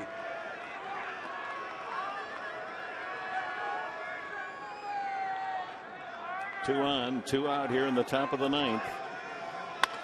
And a one-hopper right at the second baseman. Spangenberg throws him out, and the ball game is over. The Padres win this opening game of the homestand. Final, Padres 8 and the Nationals 3. Mike Pomerantz. Guys, coming up on the post-game show, we're going to talk about this post-rain delay power surge. Tyson Ross raining in the rain, and you're going to hear from Corey Spangenberg live.